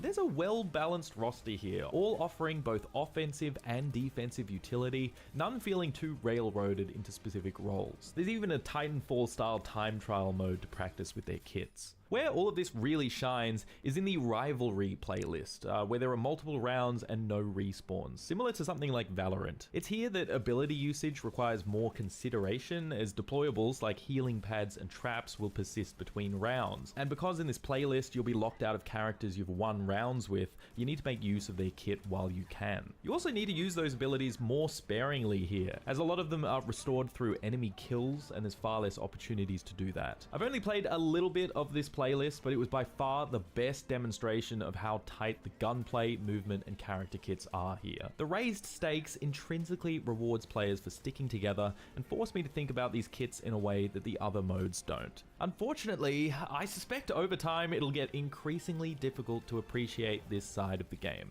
I literally could not find a single match in this playlist during the early launch period, and at the full launch, matchmaking for this takes about 5 minutes long. It's honestly not too bad at the moment, but yeah, I think that competitive game mode needs a vast player pool in order to prosper, and with player numbers dwindling such as they are, that might be a struggle in the future. All the characters being able to pull their weight when it comes to damage and defenses works perfectly in that playlist, but a side effect is that you're not exactly encouraged to work cohesively as a team across all the other game modes. In fact, there are some weird systems here that almost discourage that kind of play, a real problem for a game that's advertising itself as a team-based hero shooter. This is where we get into the bad stuff.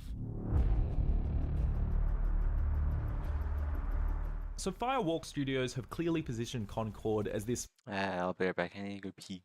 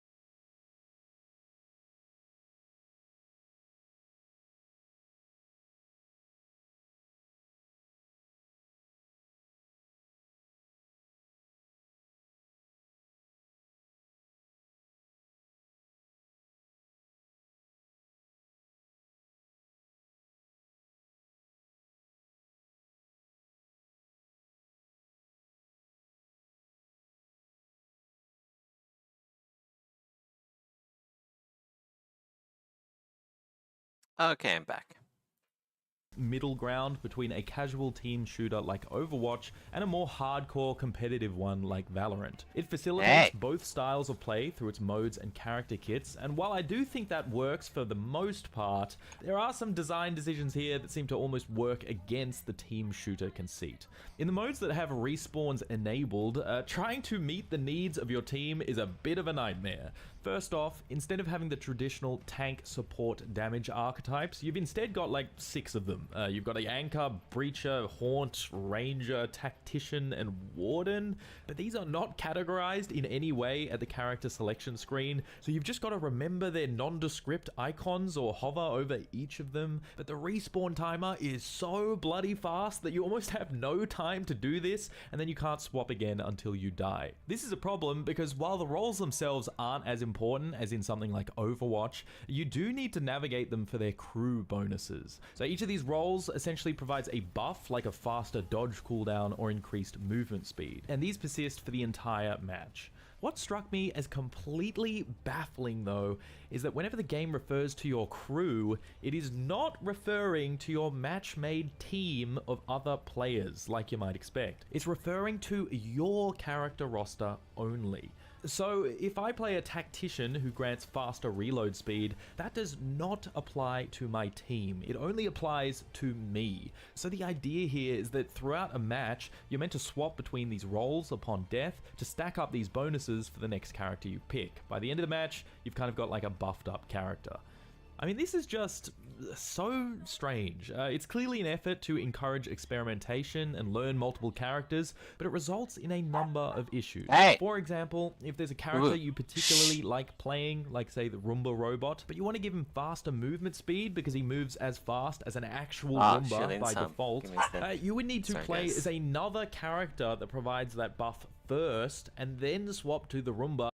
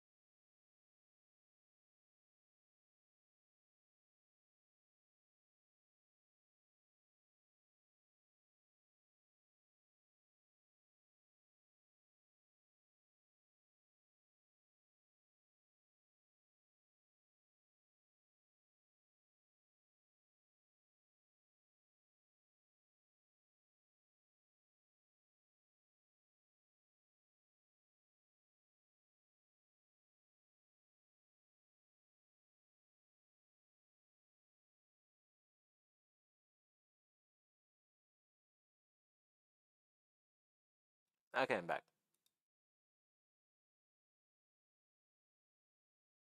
After you die. So if you're not familiar with those characters, or your team actually needs the Roomba to help clear traps, then you're almost griefing your team in order to do this. Then there's the issue where if everyone's jumping between multiple characters, the ones you want to play could likely be locked in by someone else when you get to that character select screen again. This happened to me on many occasions. On top of that, because all throughout the match people are chopping and changing for these buffs, it's like impossible to figure out which gaps in the team actually need filling. This mechanic is more manageable in that rivalry playlist because all players pick their characters as a team at the start of a round, but I still feel like this would have been far more effective if these were just team-wide buffs to promote cooperation. I'm sorry to say that the confusion does not end there. Let's talk about character variants. In essence, these are alternate versions of characters, just with a different passive ability. So for example, there's this mushroom guy. One variant increases his reload speed while sitting on one of his spore deployments, but another variant drops spores on every enemy kill.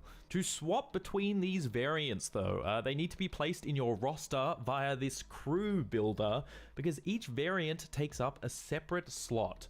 Again, this kinda makes sense in the rivalry mode, because you're locked out of a character if you win the round with them, acting as a sort of handicap that the other team can try to catch up. To get around that though, you can play as a different variant, allowing you to keep playing your favorite character, but with a different passive ability. The supposed trade-off is that by putting more variants in your roster, you have less characters in other roles to switch between for the buffs in the other modes. So as per the in-game guide, it's recommended you make multiple crews to facilitate various modes, playstyles, or friend groups.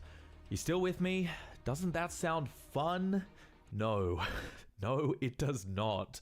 I feel like these are such needlessly obtuse systems that only make sense in that single competitive playlist, which, as I said, will struggle to find players in the long term. Like, why isn't the variant thing just a loadout system for each character? Why do I need to build multiple rosters with multiple copies of my favorite characters just to work around how differently these playlists operate? I kinda get what they're going for here by trying to inject some variety, but the game constantly forcing you to switch between all characters makes cooperation and personal growth much harder than it needs to be. What also holds back this game are the maps and modes themselves. Simply put, they're just kinda boring. There are 6 game modes here, each of them some version of zone control or deathmatch. They're practical, but nothing too exciting, nothing you haven't seen before. There are 12 maps at launch, which is a good amount, and they're by all means functional maps, but they feel so laser focused on providing a competitive play space that they're completely absent of any visual flair or distinctive landmarks. This game is set in a universe filled with endless planets, solar systems, and alien races. They could have gotten really wild with these environments, going for striking visuals like the Guardians of the Galaxy game, or implementing all sorts of unique gameplay opportunities like zero gravity or a giant creature slamming the arena, I don't know. Instead, all of them are just these utilitarian military shooter maps, which is a real shame. Characters also don't have ultimates. Now I can respect Firewalk's decision to not include these. It makes matches feel like a true test of skill, but without any game-changing side objectives, there's none of those big plays that can make even your losing matches memorable. Despite Firewalk's efforts to promote gameplay variety through some questionable systems, these bland maps and modes, combined with the lack of team synergy in most modes, all leads to the game feeling rather stale rather quickly. With such a solid foundation in its moment-to-moment gameplay and visual polish, I might have looked forward to playing more if Concord had some cool rewards to earn. Hell, I played like 20 plus hours of the Marvel Rivals beta, and that had literally like 2 maps and modes, but those character skins were peak. Alas, Concord's rewards are very not cool. At a baseline, the character designs are just not great. They really lack any visual appeal in the sense that they just don't have interesting characteristics that speak to their capabilities or personality. Like the environments, you've got this crazy, wacky universe, and the best you can come up with here is green cat girl in a crop top. They're all just like regular humans or humanoid aliens in either a spacesuit or 80s disco attire. That is the extent of the character design here. I get that's the vibe they were clearly going for, you know, the lo-fi, retro, sci-fi aesthetic, but that doesn't mean they couldn't be adorned with more identifiable features, like this one can fly, fire rockets, and Titan slam the ground. Where's her jump jets? Where do the rockets come from? How does she slam the ground without shattering her entire arm? I know I sound nitpicky, but my point is, take away their guns and you would have zero sense as to what these characters do. It's kind of hard to get attached to any of them in that sense, which is often a core part of hero shooters, particularly when we talk about progression. I mean, the big moneymaker in these games is always, and always has been, cosmetics. And here, they can all be earned by just playing the game. That's awesome, except all the cosmetics are bad. Like, they're just bad. It's mostly all just recolors. Each character has one legendary skin that changes a bit more, yet often makes them look even worse. How is this possible? Somehow. Then there's some accessories, How are weapon bad skins, cosmetics poses, possible emblems, when there's all so the many... fluff under the sun to pad out the... When there's so many artists looking for work, how is this even possible, like, in this day and age? You go on ArtStation, and there's, like, so many insanely talented artists. And then you get, like, whatever this shit is. Maybe, like, the art direction is bad. Progression but yeah, like, it goes without saying what a that this sort of mind thing bender. is subjective, but at least to me, absolutely none of this is appealing enough to push for. Firewalk have also confirmed that a cash shop is on the way to fund future content. I mean, who knows how that'll be priced, but you can bet those cosmetics will be much better than the earnable ones. Beauty is in the eye of the beholder, though. I think some people would have still happily paid for all these things had they been able to actually try the game first and experience the gameplay for themselves. That is how all free-to-play games operate, really. And if it was a free-to-play title, I might have recommended giving this a shot, but the pricing model really holds this back. Concord released for $40. Now, you probably could have gotten away with that 8 years ago when Overwatch launched at that same price point. In fact, I'm personally more partial to that pricing model. I would rather pay the money up front to be able to earn everything from playing the game. But times have changed, man. Like, video games do not exist in a vacuum, and the competition is especially fierce right now. Overwatch, Apex, Valorant, Marvel Rivals, Destiny 2, hell, Valve's new Deadlock. Say what you will about some of these games, but they're all similar experiences with more to offer, and they're all free to play. I think Concord would have struggled even as a free-to-play title, given that you really need some special sauce to break through the saturated PvP shooter market, and this game doesn't quite have that. But with a $40 barrier to entry, yeah, that's just not gonna fly, and the disastrously low peak player count is indicative of that. While a game's popularity doesn't typically factor into whether or not I recommend it, in the context of a live service game that can be pulled offline at any second along with everything you've paid for, and that this is a PvP game that requires a diverse player pool across all kinds of regions and skill levels to thrive, it really does matter. I feel like 8 years of development was more than enough time to tidy up the rough edges and to reassess the pricing structure, so it's disappointing to see it release in this way, undermining what is otherwise a solid game crafted by some clearly talented developers. Like, genuinely, if you enjoy how Destiny plays, or you want a more laid-back Valorant-style game, I think you'll be well served by Concord. But ideally, you should wait for a sale or when it inevitably lands on PS Plus, and then enjoy it while it lasts, because I do fear that Sony will pull the plug on this one, meaning that your $40 will vanish into the live service ether, leaving you with nothing but a JPEG in your PS Plus or Steam library. For that reason, I cannot recommend Concord.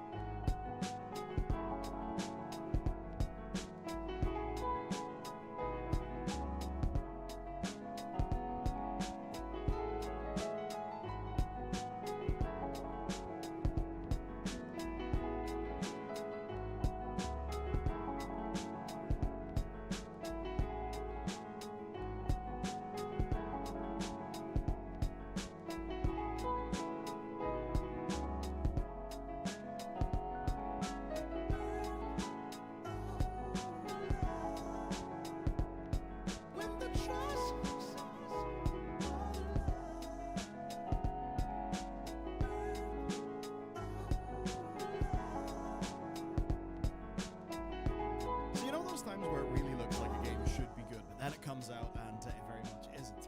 That's what happened to the Callisto Protocol. Like, in many ways, that thing looked impressive, but it basically didn't really feel like a finished game. Funnily enough, that might actually be because it wasn't a finished game. And if true, executive meddling directly murdered it. Now, the game came out in 2022. It had a muted reception. It had, I would say, relatively low sales, especially compared to what the execs actually wanted. The run-up to launch was a little bit suspicious. I mean, you had the director talking about crunch, which is never a good sign because it usually means that something has not went to plan. When the game came out, well, what we basically had was technical problems, design issues, and it just didn't land in the way that the studio striking distance intended. Now, though, things get a little bit fun because we get to ask the question, what if it had came out when it was actually meant to? What if it came out in the way that the developer actually intended?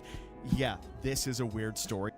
Callisto Protocol. Now, I want you to keep something in mind here. Callisto Protocol came out on the 2nd of December 2022. That's a really weird release date, and it's certainly one that American companies within the games industry try not to do. It's generally too late, it's too close to Christmas, it's competing with loads of other consumer spending. It's a little weird when a AAA game, I mean certainly one with a budget like this one, comes out at that time. Do keep that in mind because it's going to be relevant soon. Now, what's happened is an interview with Glenn Schofield from Dan Allen Games, and this is revealed that after a really great start, the relationship between Krafton and Striking Distance became adversarial and demanding, and ultimately, that is what kind of ruined things for the game. The most important and almost certainly the most damaging thing is the release date was promised at one point to be in 2023, but was then moved up by 3.5 months. So, can you imagine working on a project that's scoped to like a year and a half or a year and just losing 3.5 months? That is absolutely goddamn insane. So here's the quote. It actually was in October or September of 2021. I was told, quote, you're going to get the time, just no regrets. That was the term that kept being used. No regrets, just put whatever you want into the game. And so that ends up being the plan for the next while. Glenn goes on to say that he just worked on that over his Christmas vacation, that he was designing, coming up with other ideas and things like that. But then, well, what happens is he comes back to work in January and Krafton basically say, no, actually, you're not releasing in 2023. You are releasing in December of 2022. And that means that in January 2022, Callisto Protocol went from having 15.5 months of development left to only having 12 months. That's basically losing 20% of the planned development time. We've all played games that feel 80% done. Yeah, this is the kind of thing that happens. Anyway, what Schofield says, though, is this isn't a case where you can just remove time from the equation and end up with the same result. You've got to balance things out. Like, to risk oversimplifying things, it's the core principle that if, say, one dressmaker will make you a dress in 9 weeks, but if let's just say you want the dress in 1 week, maybe you're going to need 9 dressmakers. Just that, of course, in reality, it's worse than that, because while, yes, you may need 9 dressmakers, perhaps you'll also need, I don't know, 2 managers, HR, and all the other things to support that team, the layers of management. So it's one of those challenging things. If you want something to happen in a compressed space of time, you are going to need a larger team. But the larger your team gets, the less efficient it ends up being, the more that you risk things like talent dilution, and the more that you then need to bake in inefficiencies in the form of process to actually get things working, because scale is basically inherently a nightmare. So with all of this in mind, Glenn tells Krafton that they're not going to save any money from this delay because he's just going to need 30 to 40 more people to actually make the new timeline work. But basically Krafton just pressed on because this was actually not about saving money for them. We'll get on to why later, and of course you've also got to remember this is all 2021, and things are going on in 2021 that maybe would have that reduced team efficiency. So what ended up happening is they were getting cut to pieces and they weren't getting support from Krafton. What Glenn says is this: you have a studio of 200 to 250 people, 10 to 20 people a month were getting sick, and they were getting sick for weeks, right? We were devastated. Sometimes our whole department of visual effects would be out, our animation department, you know? And when he basically says that he'd call Korea about these sorts of things, it just wasn't really taken seriously. So that's quite rough.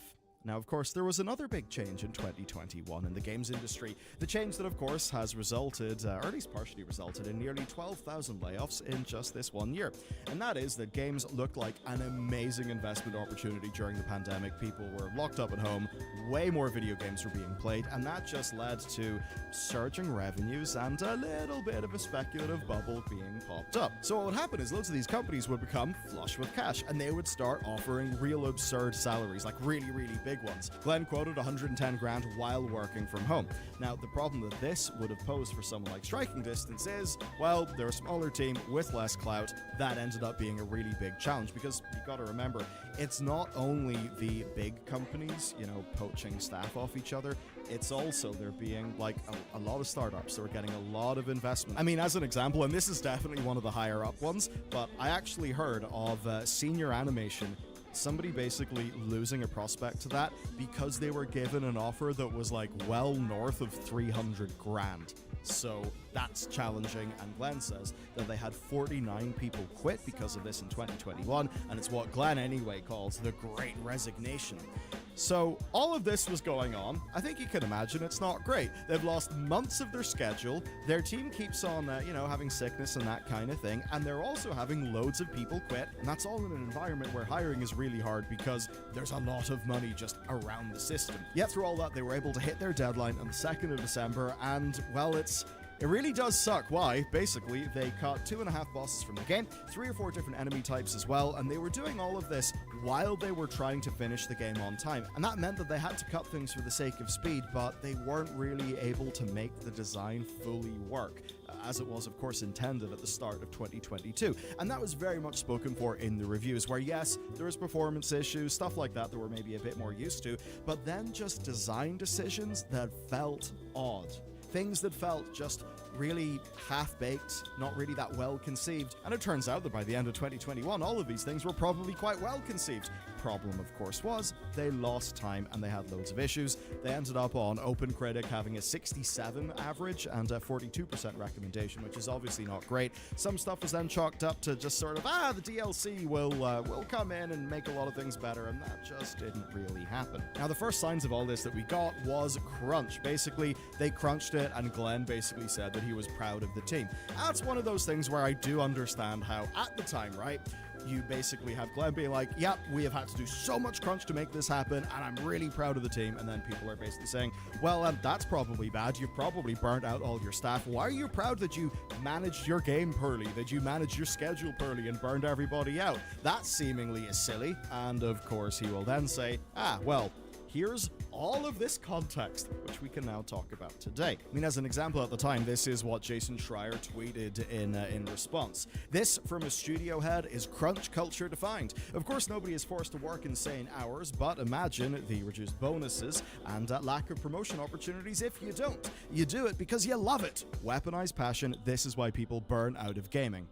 You can totally understand what he's saying there. The challenge here, though, is, well, the context maybe changes things. You can totally understand why Schofield would be proud, right? Like, you can get Jason's logic, yes. The reason why Schofield is proud is probably because he knows they have been dealt a stupidly shit hand, and it's basically a miracle that they ended up shipping the game, so he's going to be proud at how the team were able to come together. Even though, of course, yes, they'll have been burning the candle at both ends, almost certainly to the point of creating, burnout and all of those bad things that end up just undermining the long-term viability of a studio. So it's really a case of Striking Distance being under insane pressure from Krafton and them just being, backs up against the wall and being forced to deliver. And of course, they had to deliver because if they didn't, they would lose their jobs. Hence the crunch happening. Now, some people will relish the challenge, and I know, like, in terms of personality type, I would generally be one of those. Like, if you say to me, okay, this is going to be shit, but welcome to 3 months of hell, there is a large part of me that will think, hell yeah, let's do this. The problem, though, is that is not always wise, and you end up just kind of hurting yourself in the process, so there's always a balance. And it's fair to say that I'd probably find that to be quite easy to do, because, like, this is the channel that I've built. And one of the follow-ups from Jason actually is quite strong, where he basically says it's easy to mistake obligation for enthusiasm when you happen to be the guy who controls all their salaries, titles, and current employment status. So you can definitely see Schreier's point. It does seem scathing, it also does seem fair, but if you think about it from the perspective of like Schofield and Striking Distance, well, they literally had no choice because of the pressures that they were getting from Krafton. So you then end up in a situation that's all about pragmatism. That basically is your limitation. Perhaps you're not going to get more staff, you're not going to get more time, you basically have to ship with what you've got. So that could just be a case where working in a normal, healthy, sustainable way is actually not going to work, which of course can then mean that it's an unsustainable thing, because if you sustainably fail to ship a project on time, then yes, while you may have worked sustainably, the broader situation is not sustainable, therefore it goes to zero, you lose your job. Once again, Catch-22 is a great book. So when you have a high-pressure situation like that, some personality types, I'm probably one of them, will just say, all right, fuck it, this is going to be gnarly, but let's go. The thing is, if you do that too much, you can end up just doing yourself a bit of brain damage. And as Jason Schreier did point out as well, it can be very easy to mistake obligation for enthusiasm when, you know, in the case of Glenn, you're the guy who's controlling people's salaries, titles, employment status, and all of that.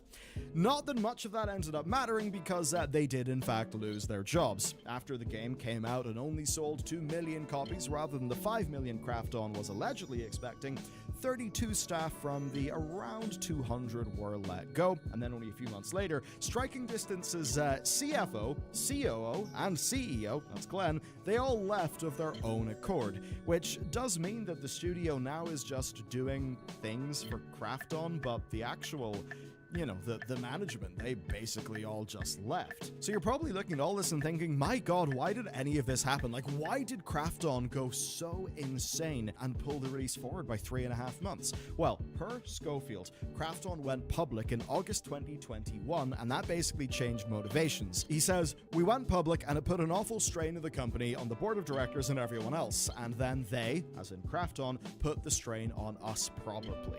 Now, this is, of course, you know, stuff that is all obviously terrible in hindsight, but you can probably piece together how it happens. I mean, they go public, and then Krafton's leadership starts to become strained by needing to show shareholders that they're actually making money, that they are getting results now, especially at the end of their first full financial year as a publicly traded company. And perhaps that then led to pressures on Schofield as the leader of Striking Distance that maybe led to cutting the timeline to make sure the Callisto Protocol's launch sales would count for fiscal year 2022, and allegedly they were expecting 5 million sales, so if their plan had have worked, maybe things would have been fantastic. But of course their plan was stupid and self-defeating. Now, if you're in America or the UK or many other countries, you might be thinking, but you're talking about the calendar year, not the fiscal year.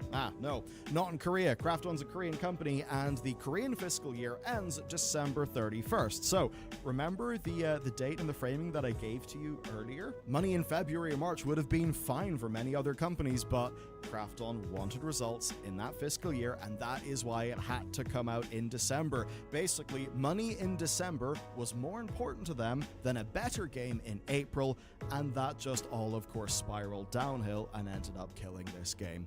It is one C-suite decision made for short-term reasons that hurt everybody involved, of course, including and perhaps especially the C-suite. And I think that's the angle that almost makes it the most depressing. Like, you could understand if they did all of these mercenary decisions and somehow the system rewarded them. But no, actually, the devs get screwed over, we get screwed over, all so that they can screw themselves over by just being incompetent and making bad decisions. That's why it's so pointless and frustrating. Ultimately, one of the last things that Dan Allen asked is if Schofield was to do something different, what would it be?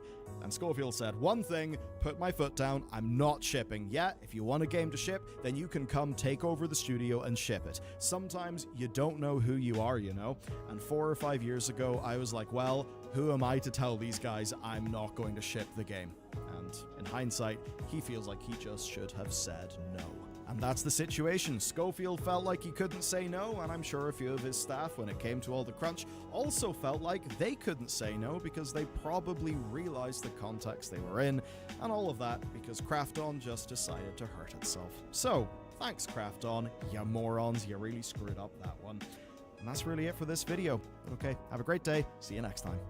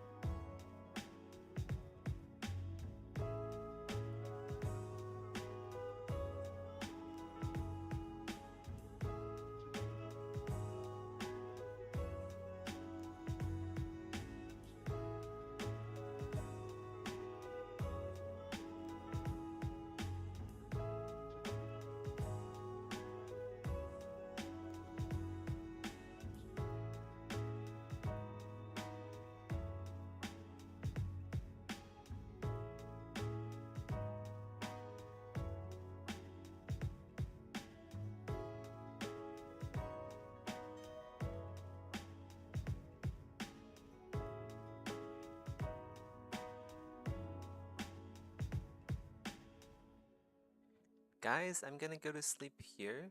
I'll probably stream early in the morning when I wake up. I have a movie to go to in the morning, so I need to go to sleep now. But yeah, I'll see you guys in a few hours if you guys are around. Yeah, take care.